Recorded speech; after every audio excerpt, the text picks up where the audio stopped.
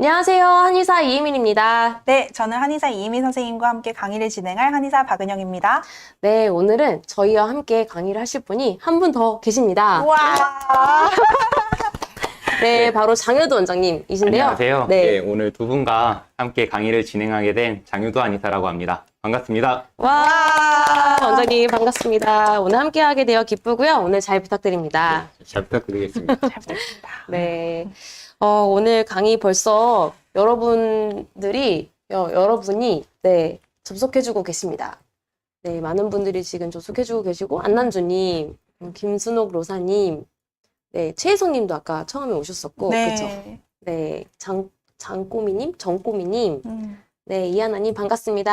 반갑습니다. 네, 반갑습니다. 손룡이님, 네, 귀 쫑긋해서 듣겠대요. 와우. 네, 저희도 최선을 다해서 좋은 강의. 강의 하도록 하겠습니다. 오늘 벌써 16탄인데요. 매월 1회 첫째 주 화요일에 강의 진행하고 있죠. 혹시 네. 앞선 강의 못 들으신 분 계시다면 당뇨스쿨 채널 들어가셔서 지난 강의 지난 강의 영상 보시면 되고요. 아직 구독하기 그리고 좋아요 안 하신 분 계시다면 꼭 해주시길 바랍니다. 네, 오늘 장효도 원장님, 오늘 강의 주제는 무엇인가요? 예, 오늘 강의 주제는 인슐린 저항성을 개선하면 비만과 당뇨가 해결된다 입니다. 네, 오늘 강의 들으시는 분들 중에 인슐린 저항성 처음 들어보시는 분 없으시겠죠? 네, 인슐린 저항성 굉장히 중요한 개념이잖아요. 맞습니다. 네, 당뇨는 인슐린 저항성 때문에 발병된다 이런 얘기도 하는데 사실 인슐린 저항성, 즉 인슐린이 제대로 분비가 되어도 이게 몸에서 제대로 쓰이지 못하는 것 때문에 당뇨가 발병된다 이렇게 얘기를 하죠. 네, 맞습니다. 그래서 당뇨라는 질환 자체가 인슐린 저항성 때문이다라고 많이들 알려져 있는데요. 실제로 중년이신 분들이라면 살이 잘 빠지지도 않잖아요. 근데 그 살이 빠지지 않는 이유가 인슐린 저항성 때문이라고도 합니다. 네, 그렇습니다. 이러한 인슐린 저항성을 개선하면은 당뇨와 비만 모두 개선이 될 수 있는데요. 그래서 오늘은 인슐린 저항성을 검사할 수 있는 방법, 그리고 개선법까지 다 같이 한번 알아보도록 하겠습니다. 네. 오늘 강의 끝까지 한번 집중해 주세요. 네, 끝까지 집중해 주세요.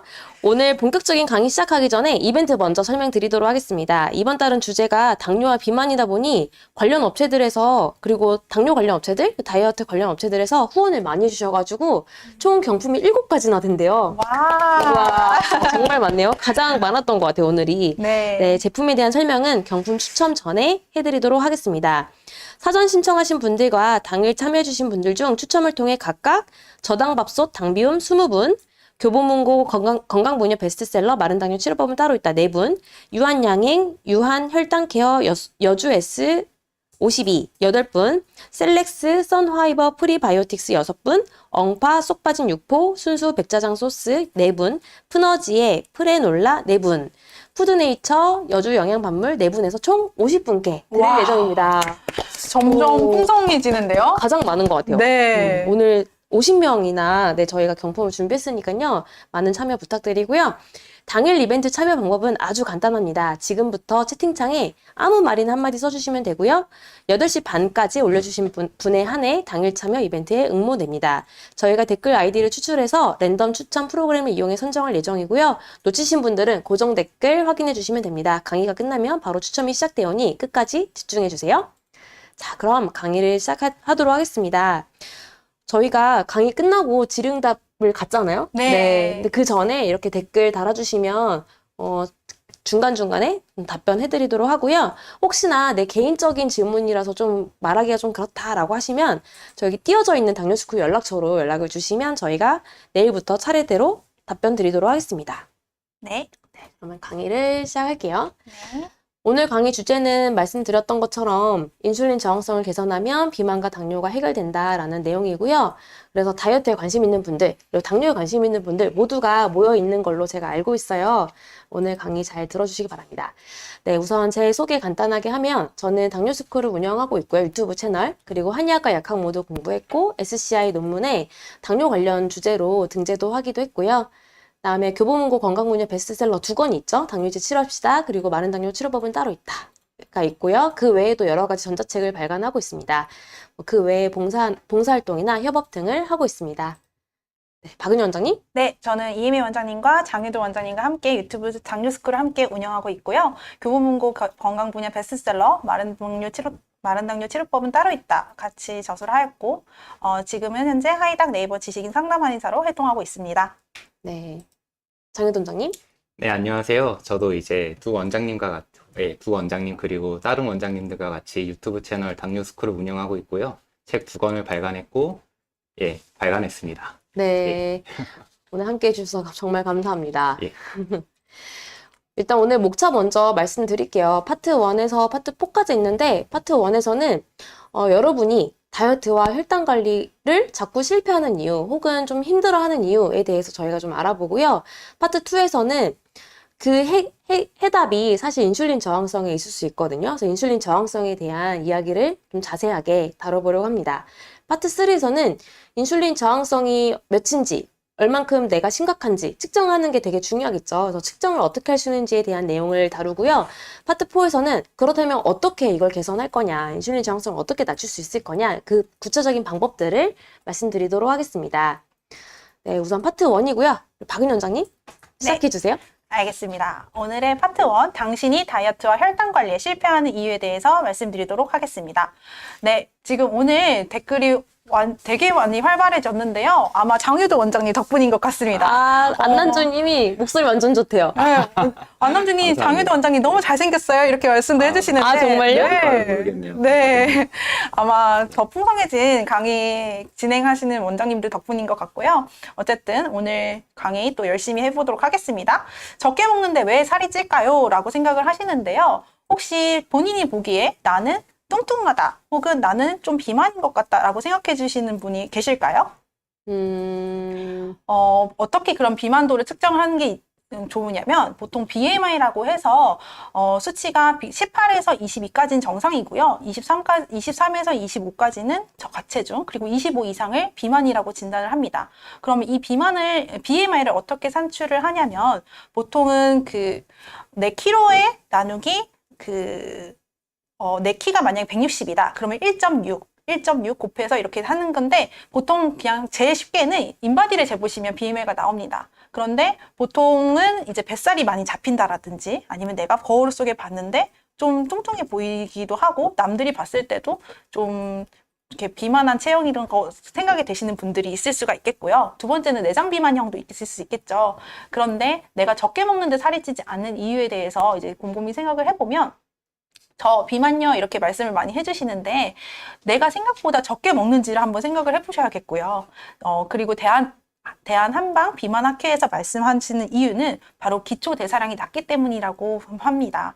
기초대사량이란 우리가 가만히 있어도 숨만 쉬어도 소모할 수 있는 에너지를 뜻하는데요. 이렇게 내가 인체의 에너지를 소모하는 과정에서 약 60에서 70%가량의 에너지를 소모한다고 하니 여러분께서 기초대사량이 낮으신 분들일수록 적게 먹을수록 살이 찔 수가 있습니다. 그래서 여러분이 만약에 이 기초대사량을 높이고 싶다라고 하면은 근육량이 훨씬 더 많으셔야겠고 내가 적게 먹어서 살이 찌는 이유는 바로 첫 번째 기초대사량 그리고 두 번째는 인슐린 저항성 때문입니다. 물만 먹어도 살찐다 이런 얘기 하시잖아요. 맞습니다. 근데 왜 인슐린 저항성이 이렇게 물만 먹어도 살이 찌는 체질이 되는지에 대해서는 계속 추가적으로 말씀을 드리도록 하겠습니다. 그렇다면 뱃살은 왜 빠지지 않을까요? 라고 질문을 또 많이 하시는데요. 여러분 중에 뱃살이 또 이렇게 잡히면은 잡히는 분들 계실까요? 많으실 것 같아요. 실제 저희 진료할 때 인바디 항상 오실 때마다 측정하잖아요. 네네. 체지방이 얼만큼 있는지 측정을 해보면 내장 지방은 체중은 정상인데도 네. 내장 지방은 대부분 있으시더라고요. 네네. 40대, 50대 넘어가면 뱃살은 다들 좀 있는 것 같습니다. 맞습니다. 그래서 뱃살이 빠지지 않는 이유에 대해서 생각을 해보면 첫 번째는 여러분께서 실제로 복용하시고 있는 당뇨약 그리고 인슐린 때문인데요. 설보닐 유레아라고 해서 내가 췌장에서의 인슐린 분비를 자극하는 약물. 이거는 내장 지방을 잘 생기게 하고요. 두 번째는 인슐린 자체가 내장 비만을 형성하기도 하죠. 그 이유가 인슐린은 바로 합성 대사 호르몬이기 때문이고 지방을 생성하는 호르몬이기 때문입니다. 그래서 여러분께서 내가 당뇨인이다 혹은 내 몸에 인슐린 저항성이 있다라고 하신다라면 뱃살이 당연히 빠지지 않을 수밖에 없는 것이죠. 그리고 세 번째로는 두 번째로는 여러분께서 인슐린이 지방 합성 호르몬이라고 생각을 하셔야 되는데 인슐린 분비를 자극하는 음식 때문이라고 보시면 됩니다. 예를 들어서 과당이 많은 음식들, 그리고 단 음식들, 그리고 합성 인공 감미료가 많은 음식들이 다 여러분의 뱃살을 유발하고 또 인슐린을 많이 분비하게 해서 결국에는 인슐린 저항성을 유발할 수 있는 식단이라고 보시면 되겠습니다. 그래서 박한영님께서 기초대사량, 인슐린 저항성, 뱃살 이렇게 딱 얘기를 해주셨는데 굉장히 잘 집중하고 계시네요. 그러네요. 네. 제가 그러네요 라고 해주시는 분들도 계시고 적게 먹고 운동도 많이 하고 있는데 어떻게 해야 하나요? 라고 하시는데 사실 모든 다이어터들이 이 문제에 대해서 많이 생각을 하세요. 내가 적게 먹고 운동도 많이 하는데 왜 살이 안 빠지지? 라고 생각을 하실 텐데 생각보다 우리가 식욕 억제에만 항상 주의하고 있기 때문이거든요. 근데 다이어트가 장기적으로 유지가 되려면 바로 여러분께서 살이 찌지 않는 체질을 만드셔야 합니다. 그 살이 찌지 않는 체질을 만드는 게 여러분이 다이어트를 성공할 수 있는 거고 살이 찌지 않는 체질을 못 만들었기 때문에 다이어트를 실패한다고 해서도 과언이 아니죠. 그래서 다이어트를 실제로 실패하는 이유는 계속 적게 먹고 많이 움직이면 내가 살이 빠질 것이다 라고 생각을 하실 텐데 아까 제가 서두에 말씀드렸던 것처럼 기초대사량이 낮았기 때문이고요. 두 번째는 인슐린과 또 렙틴의 저항성이 있기 때문이고 세 번째는 내가 생각보다 적게 먹지 않는다라고 생각하시면 되세요. 예를 들어서 내가 과자를 1개 먹었어요. 과자 1개를 먹는 것과 오이 10개를 먹는 거가 같은 칼로리가 될 수가 있는 거죠. 그래서 내가 생각보다는 나는 조금만 먹었는데 했는데 당지수가 높거나 혹은 칼로리가 높은 음식을 생각보다 많이 먹기 때문에 여러분께서 살이 잘 찌고 그리고 인슐린을 계속 과다 분비하게 해서 결국에는 인슐린 저항성으로 인한 체질이 자꾸 살이 찐 체질로 바뀔 수가 있는 것입니다. 원장님은 그러면 사실 살이 찌는 거에 대해서 인슐린 분비나 인슐린 저항성에 대해서 파트 2에 아주 자세하게 기전에 대해 설명해 드릴 거거든요. 한번 그때 자세히 들어봐 주시고요. 내당능 장애와 당뇨병의 원인, 발생하는 이 기전도 역시 인슐린 저항성 때문이다라고 보시면 되겠습니다. 그래서 인슐린 저항성 검사를 했는데 라고 벌써 하시는 분이 계세요. 그래서 본인의 당뇨의 원인에 대해서 굉장히 집중하고 계신다라고 생각이 들고 또 인슐린 저항성을 여러분께서 왜 중요한지에 대해서 오늘 강의의 거의 주된 내용이니까 꼭 집중해서 잘 들어주시고요. 결국에는 여러분께서 인슐린 저항성에 주목해야 하는 이유는 내가 인슐린이 제대로 분비가 되시는 분들이 여기에 대부분이실 거예요. 하지만 이 인슐린이 반응이 떨어진 상태가 바로 인슐린 저항성이고 이렇게 보시면 인슐린이 이 혈당을 세포 안으로 더 들어가게 함으로써 우리 몸의 혈액 내에 당을 낮춰주는 호르몬입니다. 그리고 이 인슐린 자체가 세포의 문을 열어줌으로써 혈당을 낮아지게 하고 또 지방을 생성하는데요. 이렇게 인슐린 저항성이 높게 생성이 된다면 이렇게 인슐린이 아무리 많아도 포도당을 혈액 내에서 세포 내로 가지고 들어갈 수가 없기 때문에 결국에는 혈당도 높아지고 지방은 계속 인슐린이 많이 분비가 되기 때문에 지방이 더 쌓일 수밖에 없는 몸이 되는 거죠. 그래서 여러분께서 이 인슐린 저항성을 꼭 해결하셔야지만 살이 찌지 않는 체질이 될 수가 있고 또 혈당도 더 잘 조절할 수 있는 몸이 되겠다라고 이해해 주시면 되겠습니다. 네, 살 안 찌는 체질, 그 말이 참 중요한 것 같아요. 네. 네, 계속해서 다이어트에 실패하고 우리가 또 그럼에도 불구하고 또 다이어트에 도전하고 하는 게 결국 살 찌는 체질을 극복하지 못한 거잖아요. 그렇죠. 네, 근본적으로 살이 안 찌는 체질로 만드는 게 굉장히 좀 어렵지만 중요한 일이고 그게 인슐린 저항성과 관련이 있다 이런 얘기를 해주신 거죠? 그렇습니다. 네. 네, 그러면 여기 최혜성님께서 네. 저녁 5시 먹는데 한 번 외식에 살찌면 안 빠져요. 이렇게 말씀을 하십니다. 사실은 내가 아무리 평소에 식단 관리를 열심히 했다고 해도 한두 번의 외식이 폭식을 유발하거든요. 그렇게 갑자기 혈당이 확 높아지면 내 몸의 인슐린 분비량도 확 높아지기 때문에 결국에는 인슐린을 자꾸 많이 분비하게 하는 살이 찌는 체질이 되는 것입니다. 어떡합니까? 맞아요. 그렇지만 제가 인슐린 저항성 해결할 수 있는 아주 좋은 꿀팁들, 그리고 진짜 실질적인 치료, 그리고 오늘 강의를 집중해서 들으면 아, 내가 이렇게 인슐린 저항성이 낮아질 수가 있겠구나 하는 꿀팁을 얻어갈 수 있으니 다음 파트 2에서 인슐린 저항성은 어떻게 유발이 되는가를 집중해서 들어보시길 바랍니다. 네. 네, 다음 파트 2는 인슐린 저항성과 비만, 그리고 각종 질병, 저희는 뭐 당뇨 위주가 되겠죠? 에 대해서 살펴보도록 하겠습니다. 네, 앞서 박은영 원장님이 설명할 때 본 그림이랑 같은 그림인데요. 너무너무 중요한 그림이라서 한 번 더 간단히 설명을 하겠습니다. 이제 우리가 음식을 섭취하면은 외부의 에너지가 몸으로 흡수가 되는데요. 그 흡수된 에너지가 이렇게 빨간색 이 혈당이란 녀석으로 우리 혈액에 이렇게 돌아다니게 됩니다. 이제 그러면은 혈액에 혈당이 돌아다니면은 혈당이 높아진 거잖아요. 그러면 우리 몸에서는 인슐린을 쫙쫙 이렇게 분비하게 됩니다. 그러면 원래는 이 인슐린이 여기 있는 혈액에 있는 혈당들을 여기 세포 안으로 쫙쫙 잘 집어넣어 주는데 여기 보면은 X로 이렇게 막아뒀잖아요. 실제로 이렇게 물리적으로 막힌 건 아닌데 어쨌든 예, 그렇게 막혀 있어서 못 들어갑니다. 못 들어가니까 세포는 세포대로 계속 배고프고 혈당은 혈당대로 계속 높으니까 인슐린이 더욱더욱 많이 분비돼야 되겠죠. 이런 상황을 인슐린 저항성이 높은 상태다 라고 하고요. 이거를 인슐린 관점에서 보면은 인슐린의 용량이 굉장히 높은 거니까 고인슐린 혈증이라고 합니다. 그러네요. 아, 위에 네. 있는 그림보다 그렇죠. 아래 있는 그림에 그 예. 파란색이 더 많네요. 맞습니다. 인슐린이 더 많아져서. 그렇죠, 그렇죠. 음. 그래서 높은 인슐린 저항성이 있으면은 인슐린 농도 자체가 높다고도 좀 볼 수가 있을 것 같습니다. 예. 자, 그래서 인슐린이 농도가 높으면 어떻게 되느냐? 좀 굉장히 복잡한데요. 이 한글로 번역해 놓은 이것만 보면 됩니다. 인슐린이 많아지면은 지방산이 잘 흡수되고, 포도당도 잘 흡수되고, 지방산도 잘 흡수되고, 이런 거를 지금 촉진을 하고요. 그리고 지방 분해는 억제합니다. 그러면은 인슐린이 우리 몸에 많이 돌아다닌다는 거는 우리 몸이 살찌기 쉬운 체질로 바뀐다.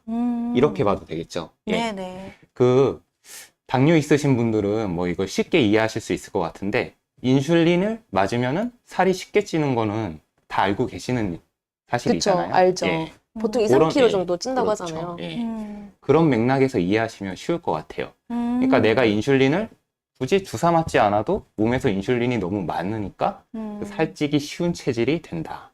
라고 보시면 될 것 같습니다. 예. 자, 그러면은 다음 보시면은 다음 좀 복잡한 글씨가 많이 나오는데요. 앞서 여기까지는 이제 인슐린이 많이 분비되면은 살이 찐다. 여기까지 봤고요. 이번에는 인슐린이 많이 분비되면은 몸에 약간의 문제가 생길 수도 있다. 예. 이렇게 돼 있습니다. 첫 번째 보시면 혈액 중성 지방의 증가. 두 번째 HDL 콜레스테롤의 감소. 요거 두 개는 흔히들 이상지질 혈증이라고 불리는 그런 질병이죠. 예, 여기 각종 이제 혈관 질환을, 심혈관계 질환을 유발할 수 있고요. 그리고 세 번째 혈압 상승, 고혈압이죠. 네 번째 공복 혈당 증가. 혈당이 계속 증가하다 보면 결국 당뇨가 심해지게 되겠죠. 그리고 예, 그래서 요런 흔히들 성인병이라고 이렇게 쉽게 말하는 요런 이제 질병들이 이제 대사증후군이라는 거에 들어가고 인슐린 저항성이 높아지면은 예, 대사증후군이 생긴다. 대사증후군의 가장 큰 원인이 인슐린 저항성이다. 이렇게 이해하시면 될 것 같습니다. 예. 예. 질문을 좀 봐야 될 것 같은데요. 예. 예. 아까 김순홍 로사님이 아까 지나간 댓글이었는데, 예. 인슐린 저항성 검사해달라고 하니까 다니던 내과에서 예. 안 해줬다. 이렇게 얘기를 하셔서, 네, 다른 내과를 알아보시거나 아니면, 네, 인슐린 농도만 측정할 수 있으면 집에서 측정하는 공복혈당 수치로 인슐린 저항성을 계산할 수가 있거든요. 조금 이따가 파트 3에 나올 건데, 네, 어쨌든, 네, 다니던 내과 선생님께 다시 한번 얘기해 보시는 게 좋을 것 같고요. 또 아까 최윤성 님이 그렇다면 인슐린 저항성 때문에 마른 당뇨는 살이 안 찌고 비만 당뇨는 살이 쪘던 거네요. 이런 얘기를 하셨어요. 굉장히 네, 예리한 질문인데, 맞습니다. 인슐린 저항성이 있으면 살이 쉽게 찌는 건 맞는데, 이상하게 마른 체형의 당뇨 환자분들 같은 경우에는 오히려 인슐린 저항성이 높으면 살이 안 찌는 요인이 되기도 합니다. 그게 인체에 그런, 네, 인슐린 저항성이 생기면 그 체질별로 좀 다른 양상으로 나타난다, 이렇게 생각하시면 될 것 같아요. 네, 또 여러 가지 질문을 또 해주고 계시거든요. 저희가 너무 또 강의만 집중하고 있어가지고 얘기를 해봤었습니다. 네, 감사합니다. 네, 원장님이 설명이 쉽게 해주셔서 이해가 바로 됩니다라고 해주시는 분들이 많아요. 귀에 쏙 들어오네요라고 해주시고요. 네. 네, 원장님께서 또 강의를 열심히 진행해 주시면 좋겠습니다. 제가 조금 더 이해되기 쉽게 한번 계속 진행해 보겠습니다. 와. 감사합니다. 예, 다음 보겠습니다. 이제 인슐린 저항성으로 인해 발생하는 질병들. 앞서 말씀드린 대사증후군 같은 경우에는 인슐린 저항성이 직접적인 원인이 된다고 이렇게 알려져 있는 그런 질환인데, 다른 질환 같은 경우도 인슐린 저항성이 높아지면은 충분히 발생률이 올라갈 수 있고 악화될 요인이 될 수 있다라는 거를 좀 나열해 본 겁니다. 우선 고혈압, 동맥경화, 심근증 같은 심혈관 질환이 생길 수 있고요. 그 다음에 알츠하이머, 혈관성 치매, 파킨슨, 편두통 이런 신경질환이 생길 수 있습니다. 생식 기능과 관련해서는 임신성 당뇨, 다낭성 난소 증후군, 발기부전, 조기 사춘기 등이 생길 수 있고요. 각종 암이 생길 수도 있습니다. 그리고 이제 피부에는 이제 흑색 가시 세포증이라고 처음 들어보실 텐데, 이제 뭐 겨드랑이나 그런 데 보시면은 시커멓게 피부가 변색이 되는 경우가 있어요. 있죠. 예. 세포근이나 목 맞아요, 이런 데도 맞아요. 심하신 예. 분들은 거뭇거뭇하잖아요. 마찰이 많은 부위에 잘 생기는 그런 이제 증상이 있고요. 이제 쥐젖이라고 해서 이렇게 조그맣게 그 몸에 이렇게 뭔지 알아요. 흙처럼 살짝 네. 이제 환자분들한테 굉장히 많이 보이잖아요. 저 이거 신기하게 임신했을 네. 때 생겼었어요. 출산하니까 없어지더라고요. 그 임신하면 인슐린 저항성이 높아지잖아요. 네, 그래서 그때 생겼다가 없어졌고, 그때 좀 고민이었는데 까먹고 있었는데 없어졌더라고요. 근데 이게 좀 심하신 분들은 이걸 실로 이렇게 묶어가지고 네, 떨어뜨리기도 하고 해요. 네, 어쨌든 쥐젖. 네. 그런 것도 있고, 이제 건선이나 여드름 같은 피부 증상도 생길 수 있고요. 이제 근육이나 뼈에도 이상이 생길 수 있습니다. 근육이 좀 빠지거나 관절염, 통풍, 골양 감소 이런 게 생길 수 있고요. 그 다음에 역류성 식도염, 미마비, 혈증, 비알코올성 지방간, 담석 같은 소화기관 관련 질환도 생길 수 있고, 신장 관련 질환도 생길 수 있습니다. 그리고 앞서 살펴봤듯이 대사증후군, 그리고 살찌는 것, 비만 이런 증상 다 생길 수 있다고 보시면 되고요. 이 중에서 가장 연관이 깊은 거는 10번 대사증후군과 비만이라고 볼 수 있겠습니다. 그리고 우리가 관심이 굉장히 많은 당뇨도 이 대사증후군 안에 넓게 보면은 이제 들어간다고 볼 수도 있겠죠. 이제 많은 분들이 이제 겁에 질리셨는데, 이제 관리 잘 하시고 하면은 너무 무서워하지 않으셔도 될 것 같습니다. 네. 이은 님도 그렇고, 박경훈 님도 그렇고, 선셋별 님 다들 무섭다는 반응이 많네요. 다음 내용 진행하겠습니다. 인슐린 저항이 높아지는 다양한 이유에 대해 보겠습니다. 일단 여러 위험 인자가 있는데, 첫 번째로는 과체중 또는 비만, 이 원인이 될 수 있습니다. 근데 이거 딱 보고 이상하다고 느끼시는 분도 계실 것 같아요. 앞서 설명했을 때 분명히 인슐린 저항성이 높아지면 살이 찐다 라고 했는데, 여기서는 위험인자라고 말을 하고 있잖아요. 이게 약간 닭이 먼저냐 달걀이 먼저냐 문제랑 비슷하다고 볼 수 있습니다. 두 요소가 서로에게 영향을 주어서 상황을 악화시킬 수도 있고요. 아니면 이제 한쪽이 개선되면은 다른 것도 개선이 되면서 순기능으로 이렇게 좋은 피드백을 줄 수도 있는 거죠. 두 번째, 이제 연령이 높아질수록 인슐린 저항성이 높아질 수 있고요. 세 번째는 당뇨, 가족력입니다. 이제 엄마 아빠에게 당뇨가 있다면은 엄마 아빠가 인슐린 저항성이 높다는 뜻이고, 이제 자식 또한 인슐린 저항성이 조금은 아무래도 평균보다는 좀 높을 수가 있겠죠. 네 번째, 운동 부족입니다. 운동을 해서 근육을 늘리는 게 인슐린 저항성 개선에 아주 큰 도움을 주는데요. 그래서 이제 병원 같은 데 가면은 운동 많이 하셔라, 근력 운동 하셔라, 이런 말씀 많이 한번 들어보셨을 거예요. 근데 이제 운동이 부족하면은 근육이 늘 수가 없으니까, 예, 그렇겠죠. 위험할 수 있겠죠.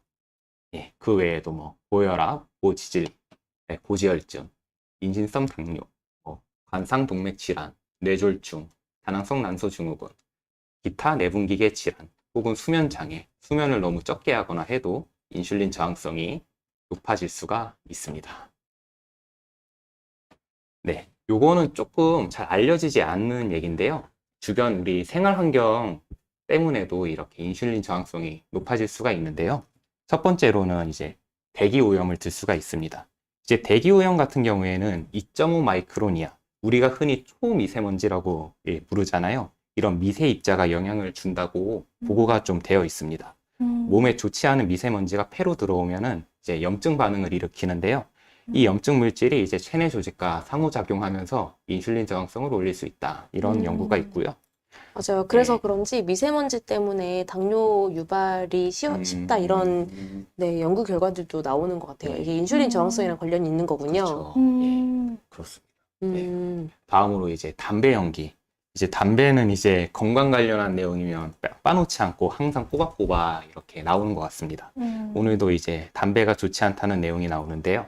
담배는 뭐 아시다시피 각종 심혈관계 질환 혹은 이제 호흡기 질환, 예, 이런 데 악영향을 미칠 뿐만 아니라 인슐린 저항성을 높이는 데에도 영향을 줄 수 있습니다.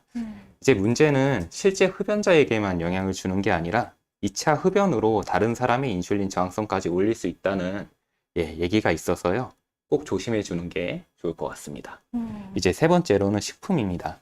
일단 MSG인데요. MSG는 굉장히 뭐 논란이 많고 요즘에는 뭐 안전하다라는 위주로 많이 연구가 되어 있는 것 같은데 이제 인슐린 저항성이 높아진다는 보고도 있어서 너무 이렇게 마음 편하게 막 너무 많이 드시는 거는 조금 조심을 하셔야 될 수도 있어야 될 것 같습니다. 근데 이건 좀 논란이 되는 부분이라서 일단 넘어가겠습니다. 네. 예. 그리고 이제 석유화학 물질인데요. 이제 무슨 석유화학 물질을 식품에서 왜 얘기하냐라고 생각을 할 수 있는데 이제 식품이 담기는 용기에 석유화학 물질이 아주 좀 미량씩 검출되는 경우가 있습니다. 네, 주로 비스페놀 A라는 물질이 잘 검출된다고 하는데요. 이제 비스페놀 A에 노출되는 경우에 인슐린 저항성이 높아지는 것으로 알려져 있습니다. 네, 이제 살충제 같은 경우는 우리가 이제 먹는 식재료로 이렇게 들어오는 경우가 있습니다. 이제 뭐 농약 같은 걸 치다 보면은 식재료에 미량 아주 존재할 수가 있는데요. 이런 게 이제 인슐린 저항성을 높일 수 있고요. 그 다음 감미료. 이제 감미료 같은 경우 설탕은 뭐 혈당을 이렇게 쫙 올리니까 인슐린 저항성을 높인다는 거 다들 알고 계실 겁니다. 근데 이제 요즘에 많이 먹는 인공 감미료, 뭐 제로 칼로리, 뭐 이런 감미료 같은 경우도 대사증후군과 이형 당뇨의 위험을 좀 증가시킨다는 보고가 있습니다. 인슐린 저항성을 이제 높일 수도 있으므로 조심하는 게 좋을 것 같다는 생각이 들긴 합니다. 네. 예. 그럼 다시 말해서 혈당을 올릴 수 있는 근본 원인인 인슐린 저항성이 예. 당뇨를 유발하기도 하잖아요. 그러면 그렇죠. 혈당을 조절하기 위해서 이 모든 여건이 다 네. 고려가 돼야 될까요? 아무래도 신경 쓸 수 있을 만큼 신경 쓰는 게 좋긴 하겠죠. 네. 예, 근데 이제 이런 게 뭐 일상생활 하다 보면 너무나도 쉽게 노출되는 것들이라서 이런 네. 거를 100% 차단하거나 하면은 오히려 스트레스를 받아서 더 음. 혈당이 올라가고 음. 할 수도 있겠지만은 이제 적당히 스트레스 받지 않는 선에서 내가 어느 정도 컨트롤하고 신경 쓸 수 있는 선에서는 좀 어느 정도 좀 피해 주시는 게 좋기는 하겠죠. 네. 예, 다음으로 이제 지질 다당류라는 건 아마 처음 들어보시는 분이 많을 텐데, 요거는 이제 그 세포벽 구성, 그 세균의 세포벽 구성 물질이에요. 그래서 뭐 세균 같은 게 뭐 이렇게 높일 수도 있다. 예, 뭐 그런 보고가 있습니다. 예, 다음은 이제 너무 적은 소금 섭취도 인슐린 저항성을 조금 높일 수 있습니다. 요건 좀 의외네요. 예, 그렇죠. 너무 많은 소금 섭취가 아니라 너무 적은 소금 섭취인데요. 많은 소금 섭취는 뭐 당연히 안 좋습니다. 예, 당연히 안 좋은데 소금을 너무 적게 먹으면은 이제 소금을 흡수하려고 알도스테론이라고 하는 호르몬이 분비가 되는데요. 이 알도스테론이라는 호르몬이 분비되면은 이제 그 염분을 재흡수를 해요, 우리 몸이. 근데 이런 과정에서 이 알도스테론이라는 호르몬이 조금 인슐린 저항성을 높일 수 있다. 예. 라는 내용이 있습니다. 네. 예. 알도스테론 호르몬이 인슐린이랑 반대의 역할을 한대요, 몸에서. 음. 그래서 알도스테론이 높으면 인슐린과 반대의 작용을 하기 때문에 인슐린의 저항성이 높아지는 결과를 야기한다. 이런 내용인 것 같아요. 요새 사실 소금 많이 안 먹으려고 일부러 국도 안 먹고 네. 건더기만 떠먹거나 아니면 소금 최소한 양만 사용하고 이런 얘기들 많이 하시잖아요. 너무 적게 하는 것, 사용하는 것도 섭취하는 것도 주의해야 되겠습니다. 예, 네. 그렇습니다. 근데 이제 일상생활에서 적당히 먹는 거는 당연히 너무 좋고요. 그냥 평소에 한식에 조금 소금이 많이 들어 있으니까 평상시에 그냥 편하게 한식 먹는 게 100이라고 생각한다면은 뭐 한 30에서 50 먹는다. 이런 거는 건강에 좋습니다. 제가 이제 말하는 건 너무 적은 거. 평소에 먹는 게 100이라 치면 한 5에서 10을 먹는다던가 이러면 조금 영향이 갈 수 있겠죠. 예. 예, 다음으로는 수면 부족. 수면 부족이 이제 인슐린 저항성을 높일 수 있습니다. 이제 그리고 마지막으로 몸을 많이 움직이지 않으면은 운동을 좀 하고 몸도 움직여야지 근육도 붙고 할 텐데 몸을 움직이지 않으면은 몸에 있는 혈당도 안 쓰고 근육도 늘지 않겠죠. 그러니까 뭐 당연히 인슐린 저항성이 개선이 되지 않을 겁니다. 그래서 이런 거를 조금 실천하실 수 있는 거는 좀 실천하시면서 생활하시면 좋을 것 같습니다. 네.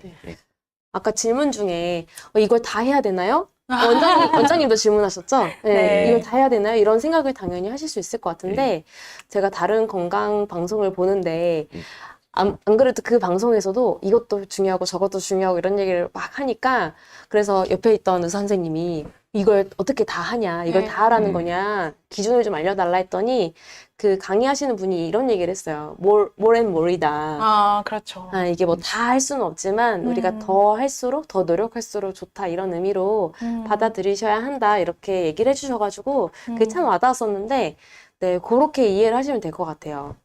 요새 환경오염도 되게 이슈고 항상 미세먼지 봄에 되게 많잖아요. 담배 연기도 내가 직접적으로 안 피더라도 옆에서 피면 또 간접 흡연도 될 수밖에 없고 MSG 노출도 엄청 많고 화학물질은 어디 가나 다 있고 네, 뭐 감미료 다 들어가 있잖아요. 모든 뭐 맞습니다. 음식에 식품에 요새 감미료 안 들어간 음식 찾기가 더 어려울 텐데 소금도 마찬가지고 수면 부족 네, 수면 부족이나 수면 장애, 뭐 불면증 이런 거 겪는 분들 되게 많으실 거고, 그다음에 예전에 비해서 노동량이 많이 줄어서 우리가 앉아서 일하는 일들이 더 많잖아요. 현대인들의 직업 자체가. 그래서 여기 있는 것들을 다 지키기는 어렵더라도 기억을 해두시고 조금이라도 하나라도 더 실천하려고 노력하시면 좋을 것 같아요. 네. 네. 맞습니다. 안남주님이 머리가 아프대요. 그리고 여기 이제 질문 중에서 이제 운동이 인슐린 저항성을 좋게 한다라는 거를 조금씩 아시나 봐요. 그래서 어떤 운동을 해야 되는지 궁금하신 분이 있는데요. 파트 4까지 기대해 주세요. 네. 네, 다음 강의는 원장님께서 조금 더 추가 보충 내용 설명해 주실 게 있으실까요?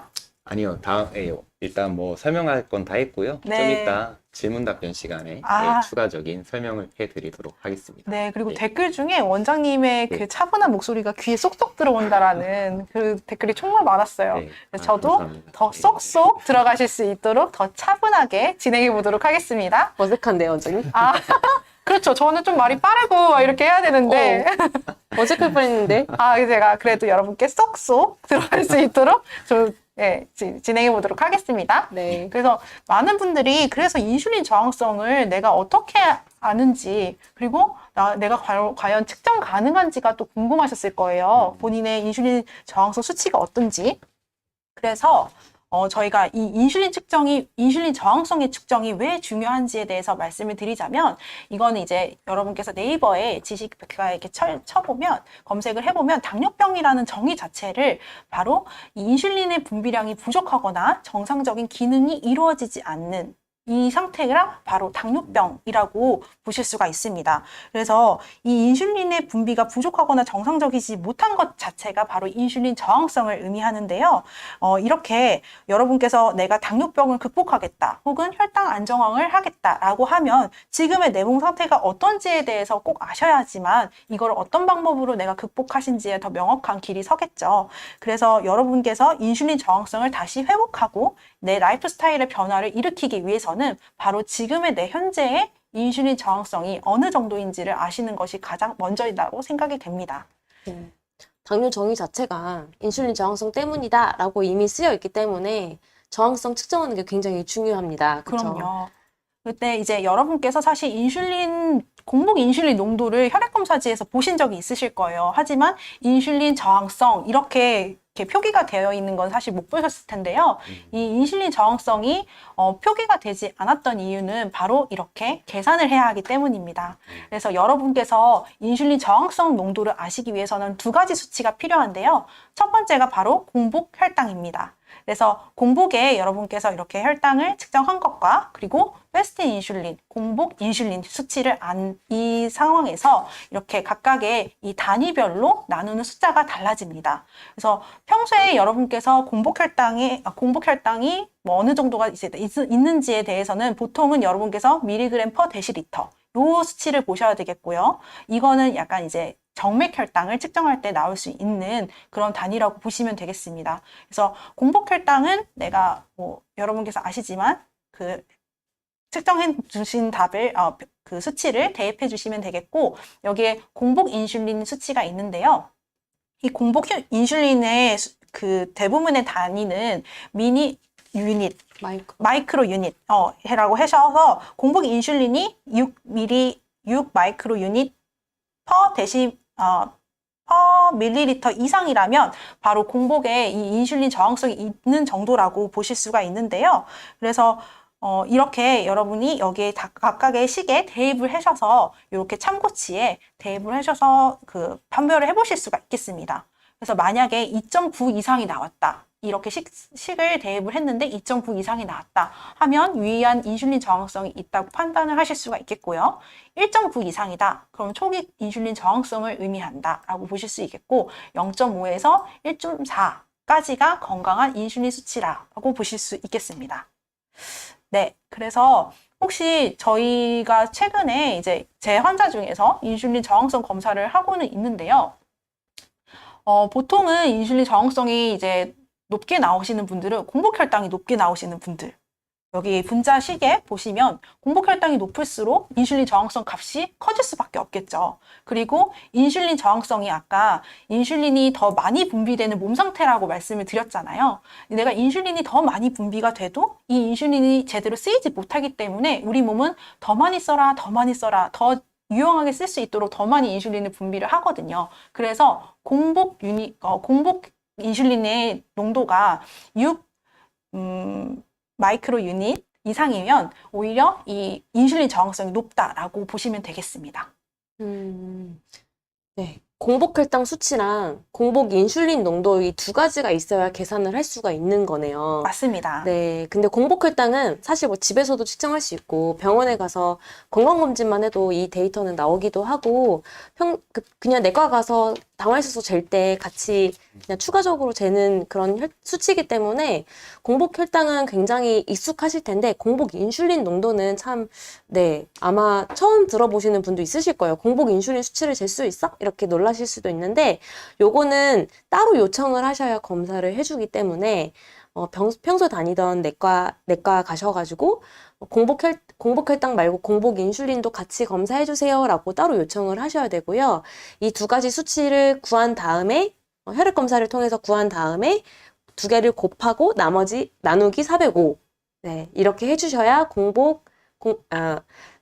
인슐린 저항성 수치를 계산할 수가 있습니다.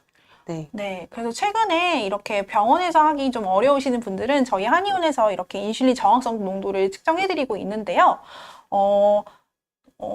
사실 여러분께서 생각보다 인슐린 저항성 수치가 정상으로 나오실 수가 있어요. 그 이유가 뭘까요, 원장님? 약을 드시고 있기 때문일까요? 맞습니다. 여러분께서 사실 내가 혈당을 조절하기 위해서 당뇨약을 드시고 있죠. 그러면은 인슐린 저항성을 개선할 수 있는 약물이 있을 수도 있고 혹은 또 인슐린을 실제로 투여하고 있으시는 분도 계시잖아요. 그렇죠. 그렇기 때문에 생각보다 이 인슐린 저항성 수치가 정상 범위에 되실 수도 있어요. 하지만 그 수치는 여러분도 아시다시피 만들어진 수치고요. 가성으로 인슐린 저항성 농도가 정상이다라고 보실 수도 있겠습니다. 실제로 내 몸은 인슐린을 잘 쓰지 못하는 몸 상태이지만 내가 혈당을 조절하기 위해서 투여했던 그 약물들이 일시적으로는 인슐린 저항성을 개선할 수 있다라고 보지만 결국 여러분께서 당뇨가 진행되다 보면 점점 약의 용량이나 인슐린 투여 용량이 늘어나죠. 그렇기 때문에 근본적으로 여러분의 몸 상태에서 인슐린 저항성이 개선되고 있는 몸은 아니고요. 그렇기 때문에 여러분께서 인슐린 저항성을 개선하기 위해서는 어떤 노력을 하셔야 되는지, 그리고 또 인슐린 저항성이 개선할 수 있는 그런 치료를, 근본 치료를 한번 고려를 해보시면 좋겠습니다. 네. 저는 제 환자분들 측정해보니까 높은 분들이 훨씬 더 많더라고요. 그러셨군요. 정상인 분들도 가끔 있긴 한데, 그래도 당뇨인들이라서 그런지 인슐린 저항성이 높은 분들이 굉장히 많았습니다. 네, 맞습니다. 그래서 인슐린을 만약에 본인이 혈당이 정상이거나 당뇨인인데 내가 혈당이 정상이거나 혹은 정상의 인슐린 농도, 저항성 농도가 측정이 나왔다고 해도 안심할 수 있는 단계는 아니실 수밖에 없는 게 이렇게 한 번 일회성으로 측정해 놓은 이 공복 혈당이 많이 좌우가 될 수가 있고요. 계속 꾸준히 공복 혈당이 높은 상태에서 여러분께서 한 번의 수치가 딱 잘 나왔다고 해서 안심할 수 있는 단계가 아니라 최소 3개월 단위로 꾸준히 팔로우업을 해보면서 이 내가 인슐린 저항성이 계속 개선이 되고 있는지에 대해서도 지켜봐야겠습니다. 그래서 만약에 내가 혈액 검사를 통해서도 인슐린 저항성 농도를 이렇게 계산하기가 너무 복잡하다라고 하시는 분들이면 다음 슬라이드를 주목해 주셔야겠는데요. 바로 복부들레와 중성지방의 수치가 높으신 분들일수록 인슐린 저항성이 높다. 나는 인슐린 저항성이 정말 크구나 라고 이해해 주시면 되겠습니다. 먼저 실제로 인슐린이란 그 호르몬 자체가 지방을 합성하고 지방을 성장시킬 수 있는 호르몬이기 때문에 복부 비만을 유발합니다. 그래서 아무리 마른 당뇨인이라 하더라도 인슐린을 투여받고 있으신 당뇨인이시라면 내장 비만이 생길 수 있고요. 또 그런 분들이라면 내가 복부만 볼록 나오시는 그런 체형이실 수도 있잖아요. 그래서 여성분들 같은 경우는 85cm 이상, 남성분들 같은 경우는 복부둘레가 90cm 이상이면은 복부 비만이구나. 이렇게 대사증후군으로 진단될 수 있는 기준이 되고요.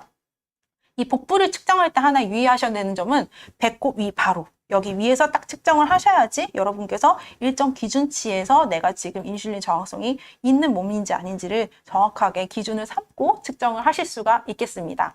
그리고 두 번째는 바로 중성지방인데요. 이 중성지방은 혈액검사지에 TG라고 되어 있는 거예요.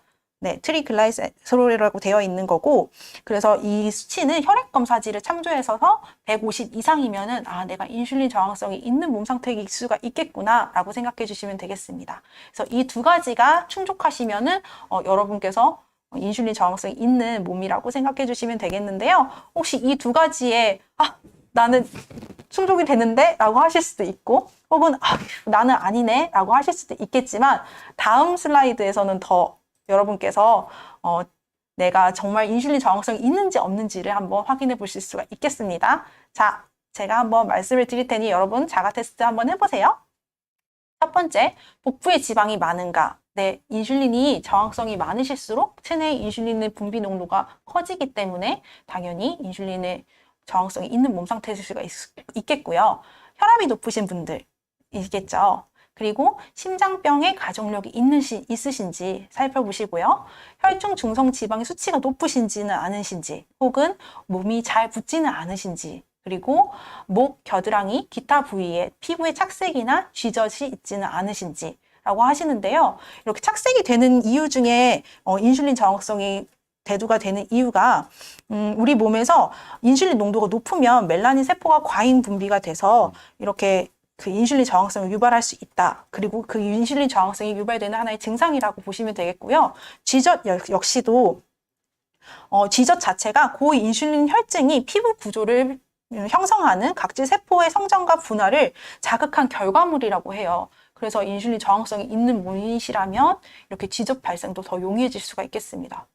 실제로 제가 이제 허리가 아파도 혈당이 높을 수가 있기 때문에 침 치료를 이제 해드리거든요. 근데 이제 등에 쥐젖이 막 이렇게 있는 환자도 많이 봤고요. 실제로 인슐린 저항성이 있는 몸 상태이시구나 딱 보기만 해도 그렇게 알 수가 있더라고요. 그래서 여러분께서도 한번 보시고 인슐린 저항성이나 E형 당뇨병을 가족이 있는가라고 보시면 되겠고, 다낭성 난소 증후군이나 발기부전이 있는가라고 보시면 되는데, 다낭성 난소 증후군은 이제 여성분들에게 이제 있는 질환이고, 인슐린이 에스트로겐의 생성을 막아서 안드로겐이라는 그 호르몬의 전구체가 많아지기 때문에 여러분께서 인슐린 저항성이 있는 몸 상태라고 보시면 되겠고, 발기부전 역시도 혈관의 확장이 이제 되어야 되기 위해서는 산화질소의 생성이 되어야 되는데, 이 인슐린 저항성 자체가 산화질소의 생성을 저하하기 때문에 혈관 확장을 막는다고 해요. 그래서 여러분께서 다낭성 난소 증후군이 있거나 발기부전이신 분들은 인슐린 저항성이 있다라고 보시면 되는데요. 벌써부터 막 여러분께서 나는 4개, 3개, 6개 막 이렇게 있으신 분이 있어요. 생각보다 1개 이상이 굉장히 많으시네요. 네, 최선미님 6개 제일 많으신 것 같아요. 최일성님도 6개. 기절, 6개 기절. 4개 해당된다고 하시고, 생각보다 많으신데, 결과는 그럼 여러분 몇 개 이상이 인슐린 저항성이 있는 몸일까요? 8개 주셨으니까 5개? 5개. 저는 절반인 4개로 하겠습니다. 4개. 실제로 1개라고 합니다, 여러분. 1개요? 네. 1개만 있어도 인슐린 저항성이 있을 가능성이 매우 높고요. 2개라면 거의 확실하다고 합니다. 그래서 방금 이렇게 여러 가지 몇 개 많은 숫자를 얘기해 주시는 분들이라면 인슐린 저항성이 이미 있는 몸 상태라고 보시면 되겠고요. 1개 이상이라면 정말 이제부터라도 관리를 하셔야겠죠. 그래서 하나라도 해당하면 위험한가요? 맞습니다. 하나라도 해당하면 위험한 겁니다. 저는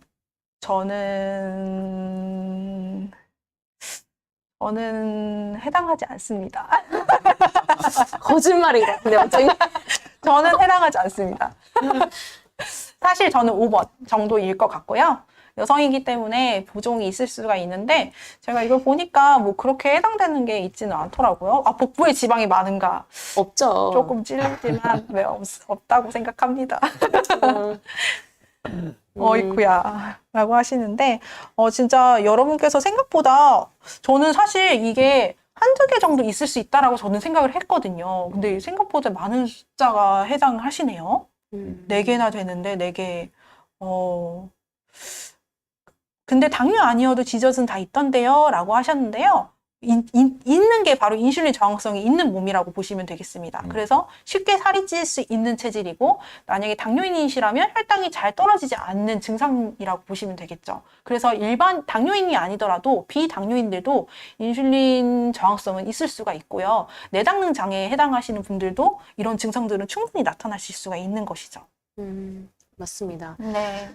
네, 근데 복부지방이랑 아까 얘기했던 복부둘레랑 중성지방 가지고 인슐린 저항성이 있는 점 측정하는 그 검사법이랑 그다음 방금 했었던 자가 테스트 2개 다 인슐린 저항성이 내가 있냐 없냐 요 정도는 알 수 있는데 얼마나 심한지 정확하게 그래서 숫자로 얼마인지 이거는 알기가 어렵잖아요. 그렇죠. 네, 그래서 요 검사가 중요한 거죠. 네. 호마 IR 검사가 인슐린 저항성 수치를 숫자로 딱 표현을 해줄 수 있는 유일한 검사고, 쉽게 할 수 있는 검사들 중에 이 검사를 위해서는 2가지 수치가 꼭 필요하다는 점 아까 말씀드렸던 거 꼭 기억해 주시면 좋겠습니다. 네. 네, 그러면 다음으로 넘어가도 될까요, 원장님? 네. 네. 마지막 파트인데요. 파트 4이고요. 인슐린 저항성 그럼 어떻게 도대체 개선할 거냐 이런 이야기를 좀 해보려고 해요. 인슐린 저항성이 문제인 건 알겠는데 인슐린 저항성을 측정을 해서 내가 인슐린 저항성이 있다는 것도 알겠는데 어떻게 하면 좋을까요? 가장 중요한 거 바로 음식이랑 운동이라고 보시면 될 것 같아요. 네. 빠질 수가 없죠. 오늘이 제일 유익하다고 합니다. 그래요? 그동안 15번의 강의를 16번. 그렇죠. 오늘 오늘 16번이니까 오늘 15번의 강의 열심히 준비했는데 네. 그러네요. 오늘이라도 유익하셨으면 다행입니다. 또 그렇게. 그럼요. 네. 음식이랑 운동이 가장 중요하다고 보실 수 있겠는데 우리가 그냥 숨만 쉬어도 인슐린 저항성이 개선되면 좋겠지만 네. 사실 노력이 필요하죠. 그래서 음식 먼저 얘기를 좀 드릴 텐데요. 사실 다이어트를 할 때 칼로리 제한 다이어트 많이 했었잖아요. 네네. 원장님도 해보셨죠? 칼로리 제한 다이어트. 쉽지 않습니다. 근데 이게 쉽지 않은 게 말씀하셨던 것처럼 스트레스를 되게 많이 유발하기 때문에 스트레스를 받으면 인슐린 저항성이 높아집니다. 당연히 코티졸 호르몬이 올라가서 혈당도 높아지고 인슐린 저항성이 심해지기 때문에 칼로리 제한 다이어트는 한계가 좀 있고요. 칼로리 제한을 하면 지방만 빠지는 게 아니라 다른 제지방이라고 하죠. 근육이나 뭐 수분 이런 것도 같이 손실이 되는데 아까 그 박은희 원장님이 서두에 기초대사량이 높아야 된다 이런 얘기 하셨잖아요. 근데 근육이 빠지기 때문에 또 우리가 인슐린 저항성도 높아지고 기초대사량도 떨어지는 그런 상태가 됩니다. 그래서 요새는 칼로리 제한이 과연 정답이냐라는 이야기를 하면서 뭐 저탄고지 뭐 여러 가지 다이어트 방법들이 또 나오기 시작을 합니다. 그래서 칼로리 제한보다는 다른 방법을 좀 말씀드리려고 하는데 이미 제목에 써 있어서 눈치채셨겠지만 공복 시간 지키기입니다. 공복 시간을 왜 지켜야 되는지를 좀 설명을 드릴게요. 예전에 비해서 현대인들이 먹는 시간 간격이 되게 줄었대요. 네, 예전에는 그 식사와 식사 간격이 한 5시간 정도 됐다고 하더라고요. 네. 요새는 더 짧기도 하고 심지어 간식도 먹잖아요. 맞아요. 그렇죠. 간식. 간식도 먹잖아요. 그래서 간식을 먹고 밥도 또 먹고 이렇게 하게 되면 혈당이 계속 높은 상태가 되고 그럼 우리 몸에서는 이 혈당을 낮추기 위해서 인슐린을 계속 분비하게 되겠죠. 인슐린 분비하는 시간이 늘어나고 하기 때문에 저항성이 높아집니다. 따라서 인슐린 분비량을 낮춰주는 유일한 방법이 사실 공복 시간을 지키는 거거든요. 그래서 식사와 식사 시간을 늘려주시고 중간에 간식을 끊게 되면 혈당이 높아지지 않기 때문에 인슐린이 굳이 나오지 않아도 되는 거죠. 그래서 인슐린이 안 나오게 되면 인슐린이 한 번 나올 때 반응을 굉장히 잘해줄 거 아니에요. 인슐린이 계속 나오면 네. 민감성이 떨어진다라고 얘기를 하는데 식사와 식사 사이 간격이 넓고 그 다음에 간식을 중간에 안 먹게 되면 인슐린이 나오지 않다가 딱 나왔을 때 인슐린에 대한 반응을 잘해줄 거기 때문에 인슐린 민감성이 높아질 거고 그 말은 반대로 얘기하면 인슐린 저항성이 개선이 된다. 이렇게 이해하시면 되겠습니다. 공복 시간 지키기 사실 말이 쉽지 그럼요. 지키는 게 어려울 것 같아요. 그래서 댓글 중에 네. 공복 시간 최대 시간은 어느 정도여야 되고 최소 시간은 어느 정도인지 질문이 들어왔습니다. 사실 최대 시간은 우리가 간헐적 단식도 있잖아요. 뭐 16시간, 16시간을 단식을 하고 그다음에 8시간 동안 먹는 이런 다이어트 간헐적 단식도 있고 간헐적 단식이 여러 가지 식사 시간에 따라서 몇 가지 유형이 있는데 보통 많이 현실적으로 하시는 게 16시간이랑 8시간 요거잖아요. 네. 근데 그렇게까지는 안 하셔도 될 것 같고요. 크게 두 가지 공복 시간을 유지를 해주시면 될 것 같습니다. 첫 번째는 식사랑 식사 시간 사이에 한 5시간 정도, 4-5시간 정도 공복 유지해 주시는 거. 그래서 아침 먹고 간식 안 먹고, 점심 먹고 간식 안 먹고, 저녁 먹고 그 다음에 간식 안 먹고 이렇게만 하셔도 간식만 안 드셔도 한 4-5시간 정도를 공복을 유지를 해주시면 인슐린이 식사할 때 나왔다가 계속 안 나오잖아요. 그 시간을 지켜주는 거죠. 우리가 췌장을 쉬게 해주고 인슐린이 안 나오는 시간을 보장을 해주면 그 다음 식사할 때 인슐린이 나와서 반응을 더 민감하게 잘해주기 때문에 인슐린 저항성이 개선이 됩니다. 그래서 간식만 끊는 것만으로도 우리가 공복 시간을 지키는 첫 번째 방법이라 보실 수 있겠고 그 다음에 현실적으로 할 수 있는 게 저녁에 저녁 식사를 마치고 나서 한 7시, 8시 정도 될 거잖아요. 그 시간부터 아침 식사 때까지 한 12시간 한 10시간에서 12시간 정도 공복을 지켜주는 거죠. 요때는 야식을 피해야 되는데 이것도 사실 현대인들이 잘 지키고 있지는 않을 것 같습니다. 네, 하지만 10시간에서 12시간 정도 공복을 유지해주는 것만으로도 굉장히 충분히 인슐린 저항성을 개선해줄 수 있는 방법이라고 보실 수가 있을 것 같아요. 그래서 간헐적 단식 하시는 분들 보면 16대 8 이런 얘기 하잖아요. 16시간 아까 얘기했던 거 공복 유지하고 8시간 동안 식사하고 사실 이게 현실적으로 좀 지키기 어려울 때가 많잖아요. 네. 네. 그래서 가장 현실적으로 여러분들이 여기 계신 모든 분들이 지킬 수 있는 두 가지 공복 시간, 아까 말씀드렸던 것처럼 간식 안 먹고 식사와 식사 사이의 간격을 넓혀주는 거. 두 번째는 저녁에 10시간에서 12시간 정도 공복을 유지해주는 거. 이 두 가지만 하셔도 참 훌륭합니다. 네. 네, 저도 이거 강의 준비하면서 지키려고 했는데 며칠 못 지켰던 것 같아요.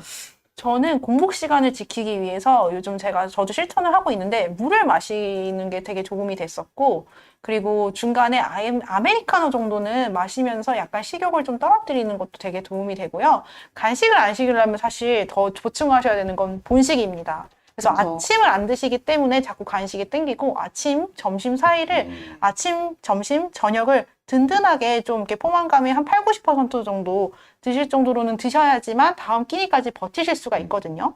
그래서 인슐린을 맞으시는 분들이라면 중간중간에 저혈당 위험 때문에 간식을 오히려 더 드시게 된다라고도 하셨는데 그럴 때면 사실은 인슐린의 농도를 조금 조절해 보시는 건 어떨까? 왜냐하면 저혈당이 무서워서 자꾸 인슐린을 더 이제 많이 분비할 수 있는 몸이 되는 거잖아요. 그러면 간식을 먹으면 그만큼 인슐린 또 분비가 되고 또 혈당을 낮추기 위해서 인슐린 또 맞고 하는 악순환이 자꾸 이렇게 반복이 될 수가 있기 때문에 인슐린 투여하시는 분들이라면 인슐린 농도 그리고 식사 사이에 간격이 정말 중요하겠습니다.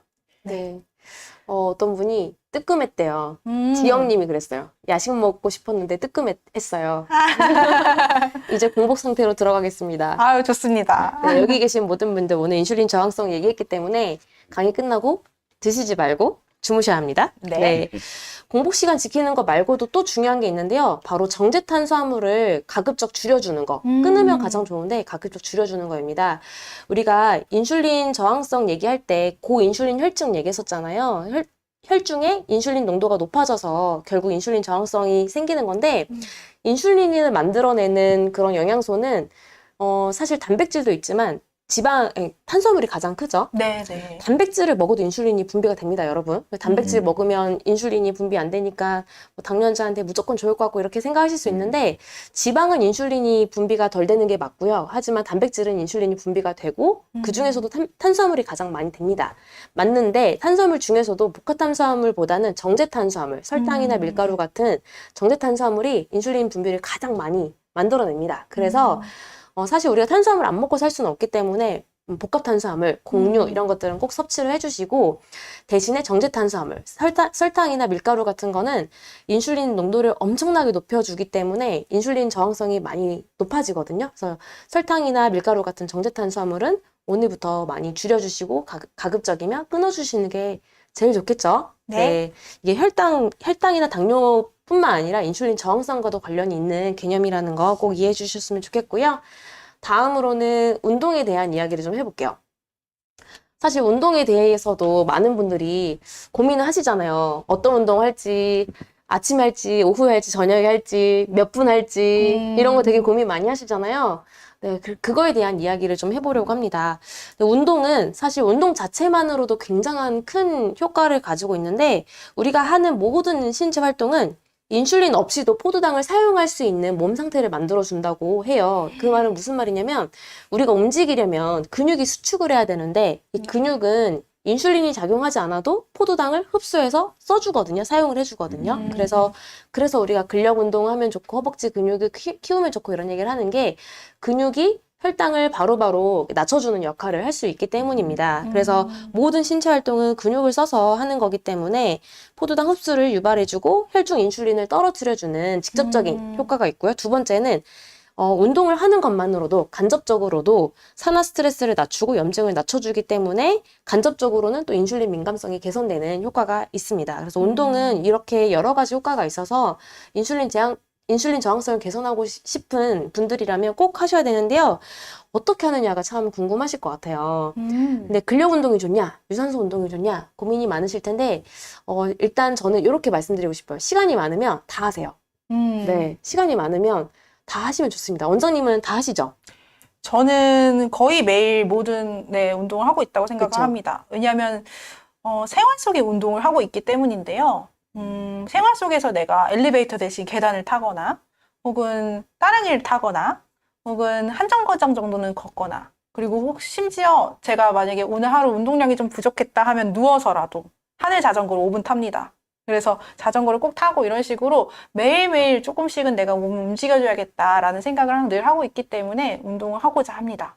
원장님은 어떤 운동을 하고 계신가요? 저는 이제 박 원장님처럼 철저하게는 도저히 못하겠더라고요. 그래서 저는 어떤 방법을 찾았냐면은 그나마 제일 재밌게 할 수 있는 운동이 뭘까? 저는 그거를 많이 고민하거든요. 네. 이제 가장 열심히 하고 가장 그나마 매일매일 빠지지 않고. 뭘까요? 너무 궁금해요. 진짜 너무 궁금한데요. 문정이 뭘까요? 저는 조금씩 바뀌긴 하는데요. 네. 요즘엔 날씨가 너무 좋아서 요즘엔 거의 자전거 많이 타고 있습니다.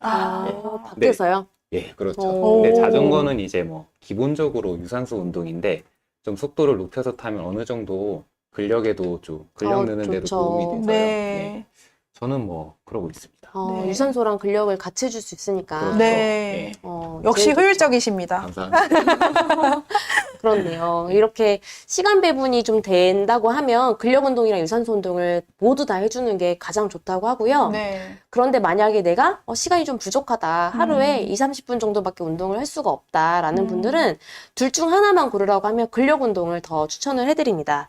아까 말씀드렸던 것처럼 근육은 신체에서 가장 큰 장기이면서 포도당을 직접적으로 흡수를 해주는 장기이기 때문에 근육을 많이 움직이는 것만으로도, 그러니까 즉 근력 운동을 하는 것만으로도 포도당을 많이 써주고 인슐린 농도를 낮춰주는 역할을 하거든요. 그래서 둘 중 하나밖에 못하겠다라고 하시는 분들은 근력 운동을 하시면 좋겠고, 만약에 나는 두 개 다 할 수 있다라고 하면 시간 비율을 1대1 정도로 하시면 좋을 것 같아요. 유산소만 하는 것도 재미없고 또 그렇다고 근력 운동을 대부분 하자니 너무 지치잖아요. 그래서 1대1 정도로 하시면 좋겠고, 그다음에 요새 또 근력 운동을 20분 정도 이내로 굉장히 좀 고강도로 하는 그런 운동도 있잖아요. 하지만 이런 운동은 관절이 다칠 수도 있기 때문에 나의 신체 상태를 보고 결정하시면 좋을 것 같습니다.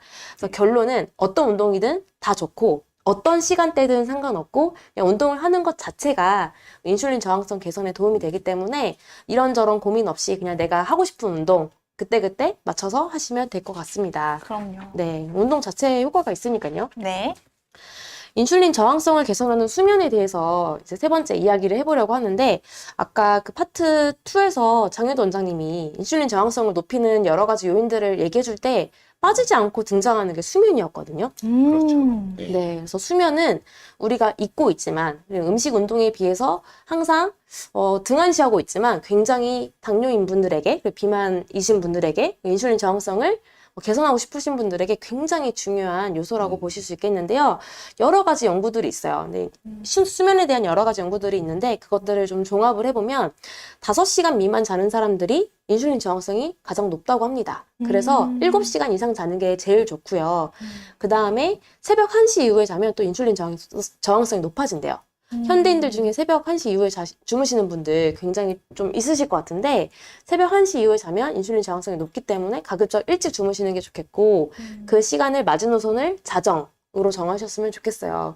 더 일찍 자면 좋겠죠. 10시, 11시 이렇게 자면 좋은데 제가 환자분들에게 제 환자분들에게 11시에 주무셔야 돼요 이렇게 얘기하면 현대인들이 현실적으로 쉽지 않아요. 이런 얘기를 해주십니다. 그래서 가급적 11시를 추천드리지만 자정은 넘지 않는 거 이렇게 말씀드리겠고, 세 번째로는 인슐린 저항성에 대한 또 논문들을 보면 규칙적이지 않고 이렇게 불규칙하게 주무시는 분들 또한 인슐린 저항성이 높아진다고 해요. 오늘은 11시 잤다가 그 다음 날은 2시에 잤다가 12시 잤다가 3시 잤다가 이렇게 왔다 갔다 하면 또 인슐린 저항성이 높아지기 때문에 규칙적인 시간 안에 주무시는 것. 그래서 나는 뭐 11시에서 12시 사이에 자는 사람이야. 요렇게 1시간 이내로 규칙적으로 자는 게 굉장히 좋고요. 그리고 잘 때 어둡게 하고 자는 것도 굉장히 중요하대요.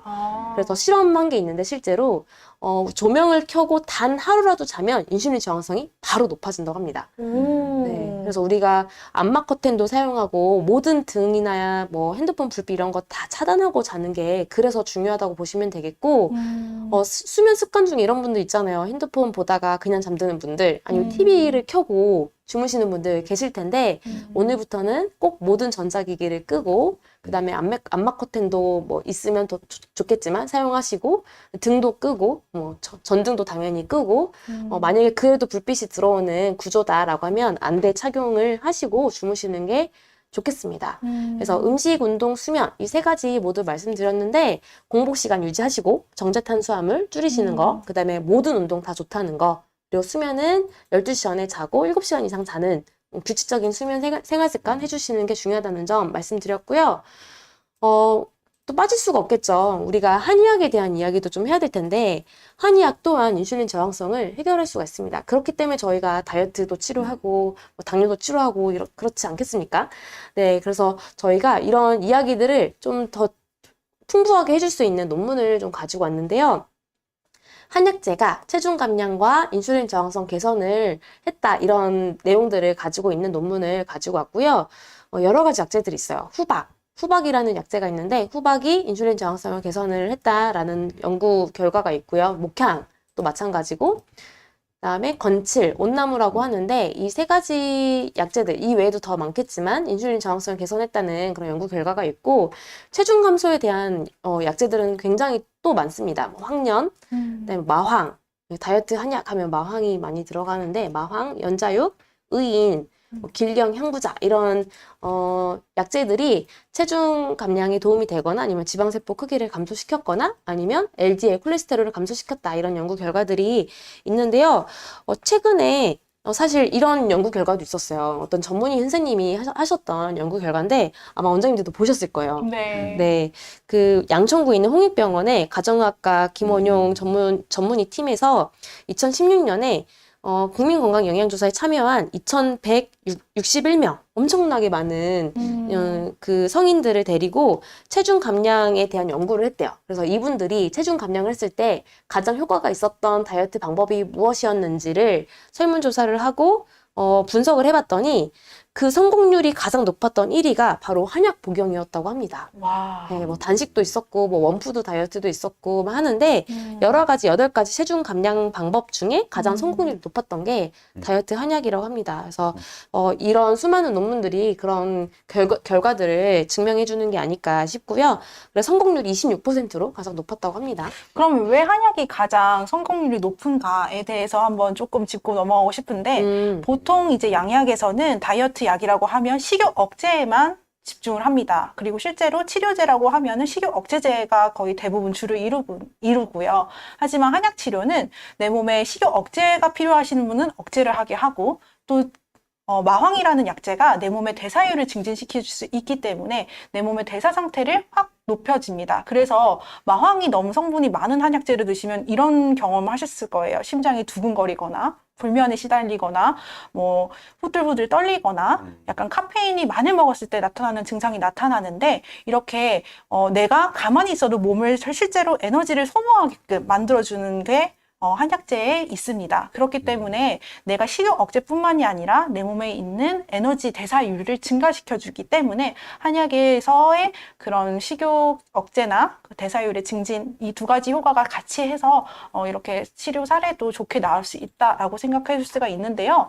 그렇다고 해서 뭐 양약에 안 좋고 한약만 좋냐, 그렇다라는 의미가 아니라 개개인의 몸 상태에서 맞춰서 처방을 받아야 되는데, 결국에는 내가 살이 찌지 않는 체질을 만드는 게 가장 중요하다.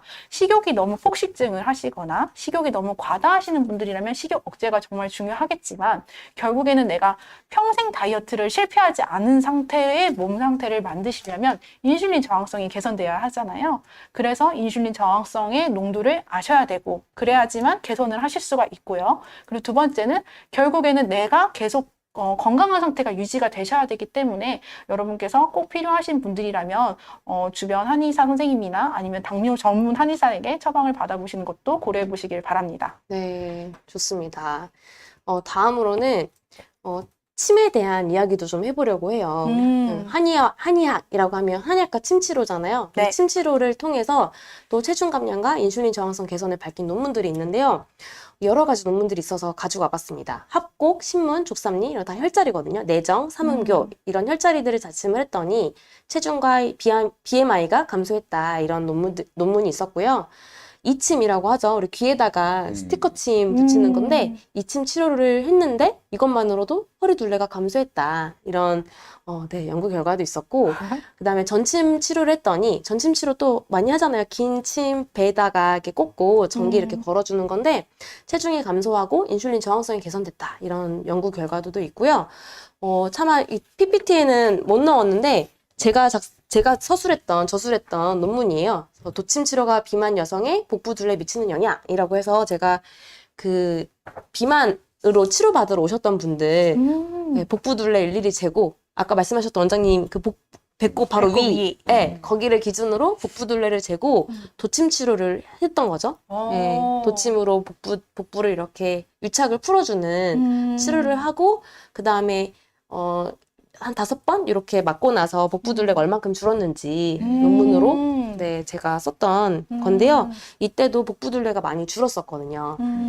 네. 맞습니다. 그런데 저도 이제 도침 치료를 이제 복부 분해침을 놓기도 하고 실제로 한의원에서 복부 이제 분해침을 받으시고 전침 치료 하시는데 주의하셔야 될 점은 지방을 분해가 된다라는 거지 지방을 없앤다라는 소모의 개념은 아닙니다.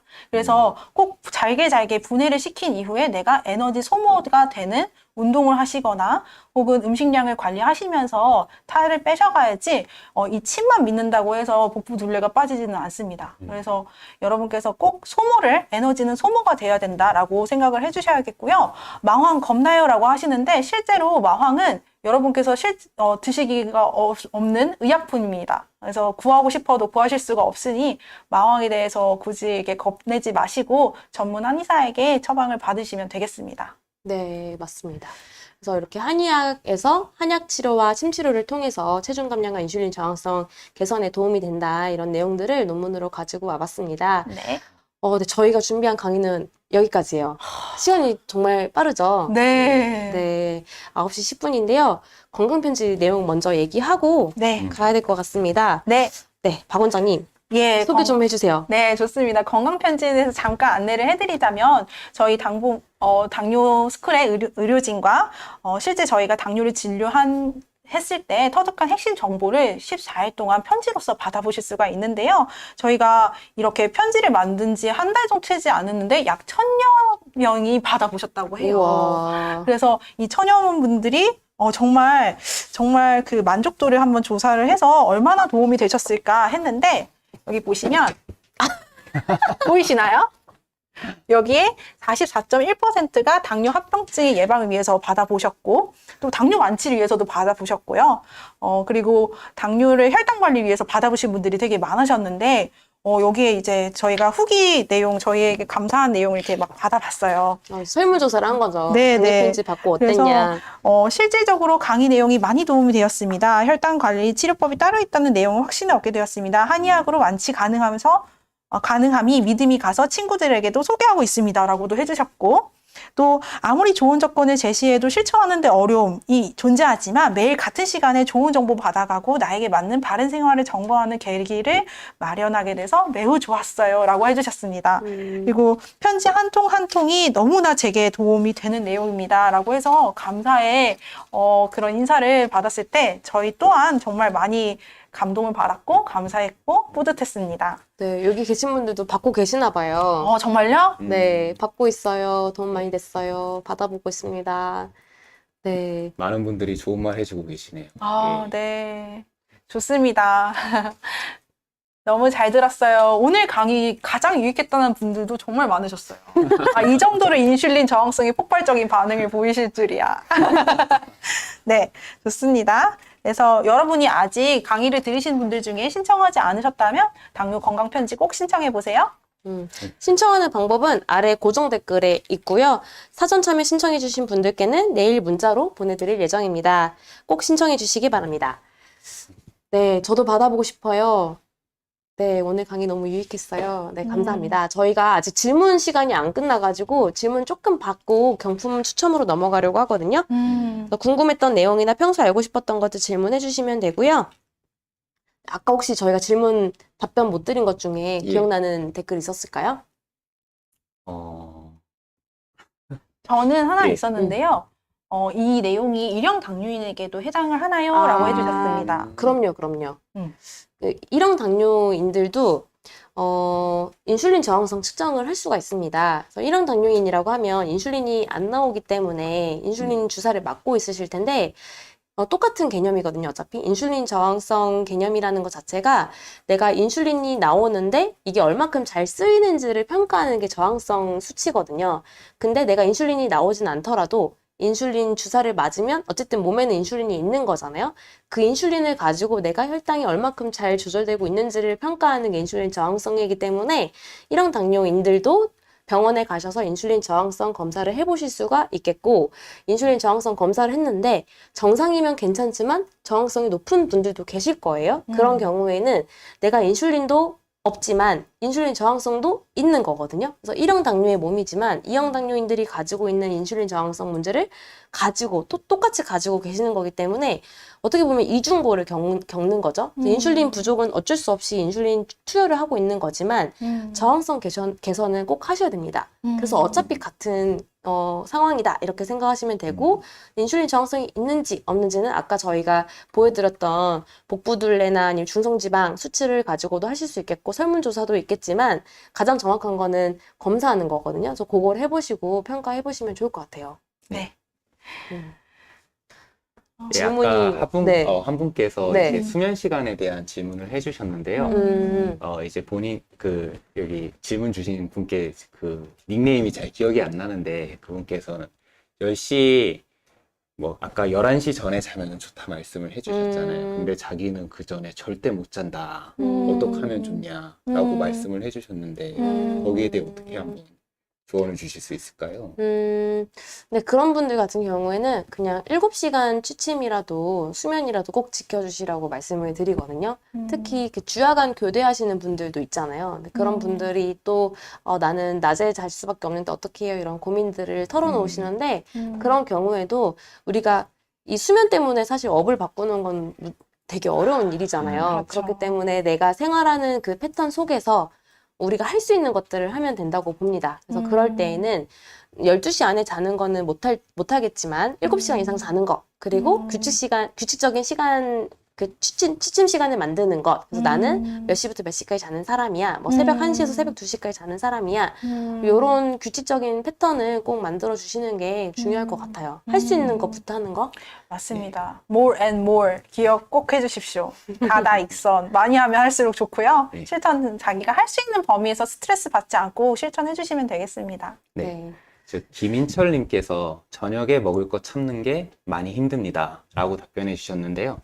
이 식욕을 줄이는 방법은 여러 가지가 있는데, 일상생활에서 실천하기 쉬운 거 몇 개만 쉬울까요? 그나마 쉬운 거 몇 개만 말씀드리자면은, 첫 번째로 의외로 수면이 관계가 많이 있습니다. 이게 잠을 푹 자면은 식욕을 촉진하는 호르몬은 감소하고요. 이제 그렐린이라고 하는데 요거는 좀 줄어들고, 렙틴이라고 하는 좀 포만감을 느끼게 하는 호르몬은 분비가 증가하거든요.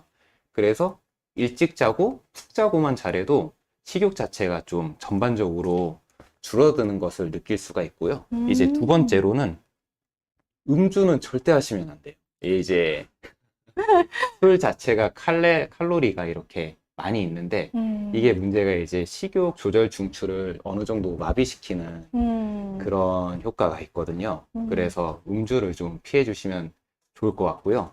이제 세 번째로는 식단 구성을 좀 바꾸시는 게 좋은데, 이제 풀 있잖아요. 풀을 많이 먹는 식단으로 좀 해주시는 게 좋아요. 근데 이제 그러니까 우리가 몸에서 이제 주요 3대 영양소가 탄수화물, 단백질, 지방인데, 이제 탄수화물을 뭐 이제 밥 대신에 좀 현미를 먹고 요렇게 해주시고, 반찬 중에서 풀, 뭐 김치도 좋고요, 뭐 아니면 나물도 좋고, 대신 간이 좀 적어야지 좋겠죠. 아니면 뭐 서양식 샐러드 이런 거 다 좋습니다. 풀을 좀 늘려주시면 좋고요. 이제 그리고 고기도 어느 정도 드시는데 지방을 좀 적은 부위에 혹은 튀기지 않은 고기를 이렇게 해서 드시면 좋습니다. 이제 고기가 포만감이 이제 상당해가지고 이제 탄수화물만 먹는 거에 비하면 확실히 배가 덜 꺼지거든요. 그래서 말씀드린 거 정리하면은, 첫 번째 수면, 잠잘 자기. 두 번째 술 안 먹기. 세 번째 식단 약간 변경하기. 요렇게 지켜주시면 좀 더 훨씬 식욕 조절하시기 쉬울 것 같습니다. 예. 네. 지켜야 되겠네요. 그렇죠. 다이어트 한약은 몸에 해롭지는 않은가요? 라고 해주셨습니다. 다이어트 한약을 내 몸에 맞지 않게끔 사용하면은 물론 해가 될 수도 있겠고요. 예를 들어서 이런 분들 있잖아요. 나는 한약으로만 내 몸을 고치고 싶어 라고 하시는 분들이 있는데 어디까지나 내 몸을 고치는 건 내 몸입니다. 그래서 내 몸의 근본적인 기능을 개선을 하셔야 되겠고요. 한약은 도와줄 뿐입니다. 양약도 마찬가지고요.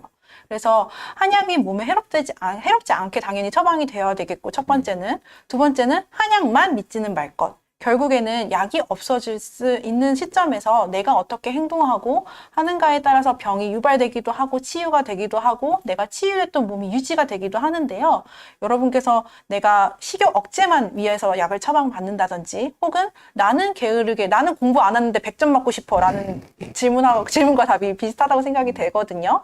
그래서 한약도 딱 내 몸에 맞게끔 처방을 꼭 받으시고요. 여러분께서 건강 보조 식품과 한약은 완전한 차이가 있고 쌍화차와 쌍화탕은 다릅니다, 여러분. 한약재와 식자재는 다릅니다. 그래서 아까 말씀드린 그런 침향이나 마황이나 의인, 막 여러 가지 약재를 다 한꺼번에 이렇게 끓여 드시는 분 물론 없으시겠지만 그렇게 해준다고 한약재가 아니기 때문에 올바른 진단과 거기에 맞는 처방을 받으셔야지만 한약이기 때문에 주의하셔서 복용해 주시면 좋겠습니다. 네. 네, 마지막 질문 몇 개만 정리를 하고 맞춰야 될 것 같습니다. 김강재님이 아침에 일어나면 다리에 힘이 없으시대요. 근데 조금 걸으면 괜찮다고 하시는데 당뇨병성 발저림 때문인가요? 라고 하셨습니다. 발저림은 우리가 알고 있는 것처럼 저리고 찌릿찌릿하고 이런 통증의 양상의 증상인데 김강재님 같은 경우에는 힘이 없다고 하셨기 때문에 넓은 범위에는 맞춤신경증이라고 볼 수 있겠지만 근육에 힘이 안 들어가는 근육 문제라고 볼 수 있을 것 같거든요. 그래서 좀 다른 유형이라고 보시면 되겠는데 이 부분은 병원에 가셔서 정밀 검사도 좀 해보시고 만약에 그런 정확한 소견이나 해결책이 없다고 하면 또 한의원 도움을 받으시는 것도 좋을 것 같아요. 네, 정꼬미님도 손발이 짜르르한 느낌이 있는데 당뇨 때문일까요? 그럴 수 있죠. 당뇨병성 말초신경증의 전형적인 특징이기 때문에 네, 당뇨병성 말초신경증을 의심해보시고 관리와 치료를 받으시면 좋을 것 같습니다. 한의학적 도움도 받으시면 좋을 것 같고요. 네, 저희가 시간 관계상 질의응답은 여기서 마치는 게 좋을 것 같아요. 경품을 50분께 드려야 되기 때문에 와우. 네, 아직 갈 길이 멉니다. 모든 질문에 대답해드리고 싶지만 시간이 한계가 있어서 아쉽고요. 답변이 부족하거나 더 궁금한 게 있다면 띄어져 있는 연락처로 연락을 주시면 저희가 내일부터 차례대로 답변을 드리도록 하겠습니다. 네, 기다리고 기다리시던 이벤트 경품 추첨이 곧 시작됩니다. 5분 뒤 경품의 주인공들이 밝혀질 텐데요. 여러분 모두 주인공이 될 수 있으니 나가지 마시고 당첨 결과를 기다려 주시기 바랍니다. 네, 박은희 원장님, 다음 강의 17탄 언제인가요? 17탄 강의는 6월 7일 화요일 8시입니다. 온라인 실시간 강의는 매주 첫째 주 화요일에 8시에 진행됩니다. 그래서 여러분께서 한 분 한 분 기억해 주셔서 다음 강의에도 함께 해 주시기를 바랍니다. 네, 가장 유익한 강의가 될 수 있도록 항상 최선을 다해 노력하겠습니다. 네. 정현 원장님 오늘 예. 이렇게 처음 강의 참여해 주셨는데 소감이 어떠셨어요? 제가 이제 당뇨 스쿨 들어와서 이제 실시간 강의를 이렇게 처음이죠. 처음 진행하게 되었는데 저희 이제 당뇨 스쿨 가족 여러분들께서 너무 이제 채팅을 따뜻하게 잘 써주시고 그렇죠. 분위기가 너무 좋은 것 같아요. 네. 그래서 이제 처음 이렇게 직접 마주했음에도 불구하고 정말 편안하게 진행을 해서 정말 감사하다는 말씀 드리고 싶고요. 앞으로도 저희가 같이 이렇게 스터디도 진행하고 공부도 하면서 이제 우리 가족분들에게 이제 훨씬 더 유익한 정보 전해드릴 수 있도록 노력하도록 하겠습니다. 네. 감사합니다. 예. 다음에 또 오세요, 원장님. 네. 원장님도 진짜 따뜻하지 않는가요? 당뇨 스쿨 가족 여러분. 정말 따뜻한 원장님이십니다. 아니, 아까 경호박님께서 네. 인천점 오픈한다는데 네. 5월에 한다고 했는데 언제 하나요? 라고 얘기를 하셨거든요. 네, 근데 사실 인천점 네. 준비하고 있는 원장님이 정현 원장님이신데 그렇습니다. 6월로 좀 미뤄질 네. 것 같습니다. 그렇죠? 6월 예정입니다. 네, 네, 저희가 네. 준비하게 되면 또 네. 홈페이지 통해서 공지를 하게 될 예정이니 홈페이지 참고해 주시면 좋겠습니다. 자, 그럼 기다리고 기다리던 이벤트 추첨 시작하도록 할 거고요. 두 분께 부탁을 드리도록 하겠습니다. 예. 네, 좋습니다. 최선을 다해서 강의 듣고 계신 분들께 경품을 드리도록 할 텐데요. 원장님께서 사전 참여 신청해 주신 분들 25분을 이렇게 추첨해 주실 예정이고요. 그리고 오늘 강의 중에 당일 댓글로 참여해 주신 25분을 저희가 드려서 총 50분께 경품을 드리도록 하겠습니다. 진짜 제일 와. 많아요, 제일. 진짜 오늘 경품 여러분 빠르게 소개해드리도록 하겠습니다. 7가지인데요. 먼저 첫 번째는 시사시에 쌀에 있는 탄수화물을 최대 33%까지 절감하면서 밥맛까지 유지한 저당밥솥 당비운입니다. 20분께 드리겠습니다. 저당밥솥은 당뇨인뿐만 아니라 다이어트 분들에게도 좋아서 특별히 더 많이 준비했습니다. 그래서 많군요, 오늘. 네, 당뇨와 비만 주제라서. 그렇습니다. 많은 분들께 더 도움이 되시기를 바랍니다. 다음으로는 저희를 포함한 당봄 의료진들이 출간한 책 마른 당뇨 치료법은 따로 있다입니다. 마른 당뇨, 비만 당뇨를 구분한 당뇨 치료 이야기가 가득 담겨 있습니다. 4분께 드리겠습니다. 다음으로는 유한양행의 유당 혈당 케어 여주 S52입니다. 실후 혈당 상승 억제에 도움을 줄 수 있는 국내 최초 개별 인정형 원료 미숙 여주 주정 추출 분말 혈당 영양제입니다. 8분께 드리겠습니다. 다음으로는 셀렉스 선화이버 프리바이오틱스입니다. 국내 유일하게 장, 배변, 혈당, 콜레스테롤, 4중 케어가 가능하다고 합니다. 6분께 드리도록 하겠습니다. 다음으로는 엉파의 쏙 빠진 육포 순수 백자장 소스인데요. 설탕과 화학 조미료가 빠진 육포와 캐러멜 색소가 없는 된장 베이스의 백자장 소스입니다. 4분께 드리겠습니다. 다음으로는 푸너지 프레놀라입니다. 건강한 당으로 단맛을 살리고 단백질, 식이섬유까지 더해진 다이어트 프로틴 그래놀라입니다. 4분께 드리겠습니다. 마지막으로 푸드네이처 여주 영양 박물인데요. 밥을 지을 때 첨가하는 제품으로 쓴맛이 없이 간편하게 섭취할 수 있는 여주 영양 박물입니다. 4분께 드립니다. 각 제품에 대한 상세한 설명과 구매 링크는 하단 설명란을 참고해 주시길 바랍니다. 벌써 두구두구두구 하시고 계시는데요. 자, 이제 뽑도록 하겠습니다. 먼저 사전 참여 신청하신 분들 중에서 추첨하도록 하겠습니다. 장 원장님 부탁드립니다. 네, 뽑아주시면 됩니다. 저당밥솥 당비운 받으실 10분을 뽑아주시면 되는데요. 이땡빈님, 9931입니다. 축하드립니다. 네, 다음으로는 서땡승님 4965입니다. 축하드립니다. 오늘 10분이나 뽑기 때문에 많은 분들이 기대하고 계시는 것 같아요. 이거 실명일까요? 문땡탱님 0302입니다. 축하드립니다. 네, 다음으로는 성땡봉님 2012입니다. 축하드립니다. 네, 다음으로는 임땡수님 8700입니다. 전화번호 좋으신데요? 네, 8700? 역시 축하드립니다. 이분도 좋았어요. 2012. 2012. 2012. 네, 다음으로는 김땡성님 9569입니다. 축하드립니다. 네, 다음으로는 최땡희님 9811입니다. 축하드립니다. 네, 두 분 숫자 세고 뽑으시는 거죠, 지금? 네, 지금 하나, 둘, 셋, 저는 넷, 다섯, 까먹었습니다. 여섯 개이고요. 예. 이게 7번째입니다. 7번째로는 아니요, 그게 8번째예요. 8번째입니까? 네. 네, 감사합니다, 원장님.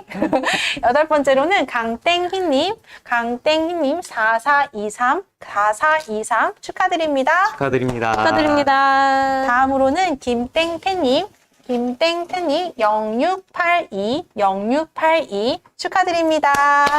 네, 여기까지가 아니, 원장님 한 명 더. 한 분 더 있으시대요. 집에 가져가려고 지금. 그러게요. 마지막 박땡감님 4374입니다. 축하드립니다. 축하드립니다. 박수. 아니, 아까 원장님이 차분하게 한다 했잖아요. 그래서 그러다가, 원장님 평소가 좋아요. 제가 그랬잖아요. 네. 그랬더니 임중국 님이 그냥 본인 스타일대로 하시라고. 저를 좀 다 잘 아시는. 네. 제 스타일이요? 네. 제 스타일 너무 말이 빠를까봐. 한번 해봤는데 역시 사람은 본성이 변하면 안 된다 봅니다. 한 5초 간 것 같아요, 5초. 5초 왔습니까? 네. 딱 그 한마디. 천천히 해보도록 하겠습니다. 네, 다음으로는 그다음에 책 저희가 직접 집필한 마른 당뇨 치료법은 따로 있다 책을 받으실 두 분 뽑아주시면 감사하겠습니다. 여기 계신 분도 없었나 봐요. 당첨됐대요. 정말요? 축하드립니다. 최명희님. 축하드립니다. 네, 당첨되신 분들 자랑해 주세요. 네, 자랑해주세요. 세 환자이실 것 같은데 최땡정님 6980 최땡정님 6980입니다. 축하드립니다. 감사합니다. 네, 다음으로는 김땡진님 4772 김땡진님 4772입니다. 축하드립니다. 축하드립니다. 네, 아직 많이 남아있으니 나가시면 안 됩니다. 다음으로는 유한 양행에서 유한 혈당케어 여주 S52 받으실 네 분입니다. 네. 이분도 왠지 아실 것 같지 않습니까, 원장님? 네. 오땡성님 2575, 오땡성님 2575 축하드립니다. 네, 축하드립니다. 네. 다음으로는 조땡우님 4839, 조땡우님 언제 4839입니다. 밑에서도 이렇게 잘. 알겠습니다. 흔들겠습니다. 네, 축하드립니다. 축하드립니다. 아직 두 분이 더 남으셨죠? 다음으로는 양땡자님 2480, 양땡자님 2480 축하드립니다. 축하드립니다. 마지막. 마지막. 다음으로는 안땡봉님 0545, 안땡봉님 0545입니다. 축하드립니다. 축하드립니다. 네, 다음으로는 선화이버 프리바이오틱스 받으실 세 분입니다. 셀렉스에서 이제 후원을 해주셨고요. 선화이버 프리바이오틱스 받으실 세 분 뽑아주시면 되겠습니다. 조땡희님 4271, 조땡희님 4271 축하드립니다. 축하드립니다. 다음으로는 정땡재님 8275, 정땡재님 8275 축하드립니다. 축하드립니다. 다음으로는 한 분 더죠. 윤땡솔님 1821, 윤땡솔님 1821 축하드립니다. 축하드립니다. 언니 숫자 틀릴까봐 지금 긴장하죠? 네네네. 아, 그런 것 괜찮습니다. 같아요. 원장님이 계시니까요. 그럼요. 제가 다 보고 있어요. 네네네. 쏙 빠진. 네. 다음으로는 엉파에 쏙 빠진 육포 순수 백짜장 소스 받으실 두 분께 드리도록 네, 하겠습니다. 백짜장 정말 궁금해요. 아, 그래요? 네. 백짜장은 처음 들어봐요, 저는. 맛있습니다. 백짜장 맛있습니다. 알겠습니다. 네. 캐러멜 속수가 당 속수를 올리는 사실 물질이거든요. 그게 쏙 빠지는 것이십니다. 그래서 두 분께 드리도록 하겠습니다. 문땡란님 7115, 7115 축하드립니다. 축하드립니다. 네. 다음으로는 한땡철님 0882, 한땡철님 0882 축하드립니다. 축하드립니다. 축하드립니다. 네, 다음으로는 푸너지의 프레놀라 받으실 두 분인데요. 이게 프로테인이랑 그래놀라 합친 이름인 것 같아요. 프로틴 그래놀라. 이름 정말 잘하셨네요. 네, 맛있을 것 같아요. 네, 맞아요. 유땡종님 8763, 유땡종님 8763 축하드립니다. 축하드립니다. 아직 안 되셨나 봐요. 끝까지 남아 계신 여기 계신 분들. 분들. 네, 다음으로는 한 분 더 한땡해님 3908, 한땡해님 3908입니다. 축하드립니다. 축하드립니다. 네, 마지막으로 푸드네이처 여주 영양반물 받으실 두 분입니다. 네, 김땡완님 8992, 김땡완님 8992입니다. 축하드립니다. 축하드립니다. 전환밥솥 아직 끝나지 않았습니다. 당일 댓글 참여자가 있습니다. 옥땡희님 3997, 옥땡희님 3997입니다. 축하드립니다. 축하드립니다. 그리고 옥시가 있나요? 네, 있죠. 아, 있어요? 네네네. 아, 있습니다. 그렇구나. 와. 혹시 당첨되신 분 손 들어주세요. 네. 몇 양일자님이. 분이 손 들고 계시네요. 양일자- 와, 축하드립니다. 축하드립니다. 와, 네. 오늘 댓글 되게 열심히 담아주셨는데. 음. 네, 이제 댓글로 강의 참여하신 분들 중에서 추첨하도록 하겠습니다. 강의가 진행된 8시 30분까지 댓글 하나라도 남겨주신 분들이 모두 응모가 되었고요. 댓글에서 아이디를 추첨해서 랜덤으로 추첨하는 방식입니다. 강의 참여하는 분들 중에서는 연락을 기다리다가 경품을 수령받지 못하시는 경우도 있다고 합니다. 그래서 사전 참여하신 분들과 달리 저희 쪽으로 먼저 여러분의 정보를 보내주셔야겠는데요. 보내주실 정보는 여러분께서 이름, 주소, 그리고 핸드폰 번호, 유튜브 아이디 이렇게 4가지를 보내주셔야겠습니다. 랜덤 추첨기를 세팅하고 있는 동안에 여러분께서 이제 대기하시는데 벌써 준비가 다 되었다고 하니 사전 참여자 동일하게 5가지 받으실 15분 랜덤으로 뽑아보도록 하겠습니다. 네, 시작해 주실까요? 네, 7가지 제품 25분. 아, 그런가요? 네. 왜? 팔. 그렇군요. 1, 6, 5, 4, 3, 2, 1. 와! 축하드립니다. 오늘 스크롤을 내려야 돼요. 우와. 우와, 스크롤 많아서. 내려줄까요? 박산지님, 행복한 하루님, 경호박님, 김은희님, 진화숙님, 장용배님, 까앙님, 안소영님, 양현다님 또 받으셨어요. 진짜요? 우와, 배상도님 우와. 축하드립니다. 2개를 받을 수가 있어요? 저당밥솥을? 네, 우와. 와. 대단하신데요? 대단한 은희이신데요, 정말로.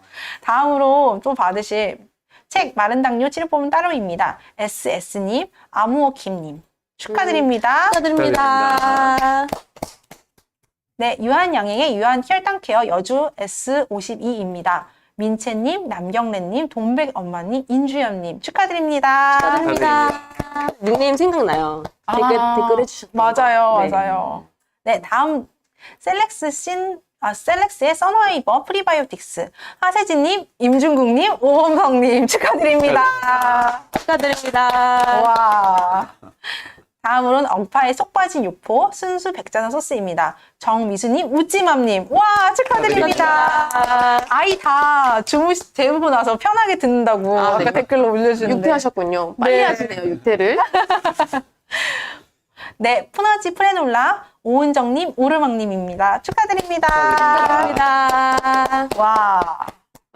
마지막 푸드네이처 여주 영양반물입니다. 이병철님, 신종욱님 축하드립니다. 축하드립니다.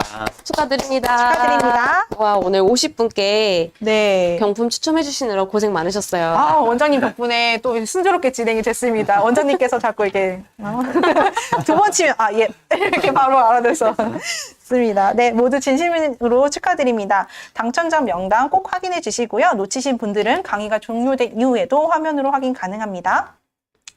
네, 이벤트 추첨 당첨자 경품 수령 방법 아까 잠깐 안내해 드렸는데요. 사전 참여 신청자분들은 신청하실 때 기재해 주신 연락처로 내일 연락 드릴 거고요. 당일 참여 신청자분들은 저희 쪽으로 정보를 보내주셔야 합니다. 화면에 보이시는 핸드폰 번호로 성함, 연락처, 주소, 유튜브 아이디 꼭 보내주세요. 그래야 저희가 상품을 보내드릴 수 있습니다. 돌아오는 일요일 10시까지 보내주는 분들에 한해서 상품을 보내드릴 예정이니 잊지 말고 바로 문자 보내주세요. 네, 오늘 이벤트 경품이 정말 많았는데 두 분 원장님 정말 고생 많으셨고요. 그동안 원장님이 얼마나 힘드셨는지 조금이나마 느낄 수 있겠습니다. 그래요? 저 별로 안 힘들었었는데. 아닙니다. 여기 에너지 소모가 많습니다. 아, 그래요? 네네. 네, 고생하셨습니다. 네. 당첨되신 분들 모두 축하드리고요. 지금까지 함께 해주셔서 너무 감사합니다. 저희는 계속해서 당뇨분들의 당뇨 극복과 좋은 정보 교육을 위해서 또 찾아뵙도록 하겠습니다. 다음 달에 만나요. 안녕. 안녕. 안녕. 안녕.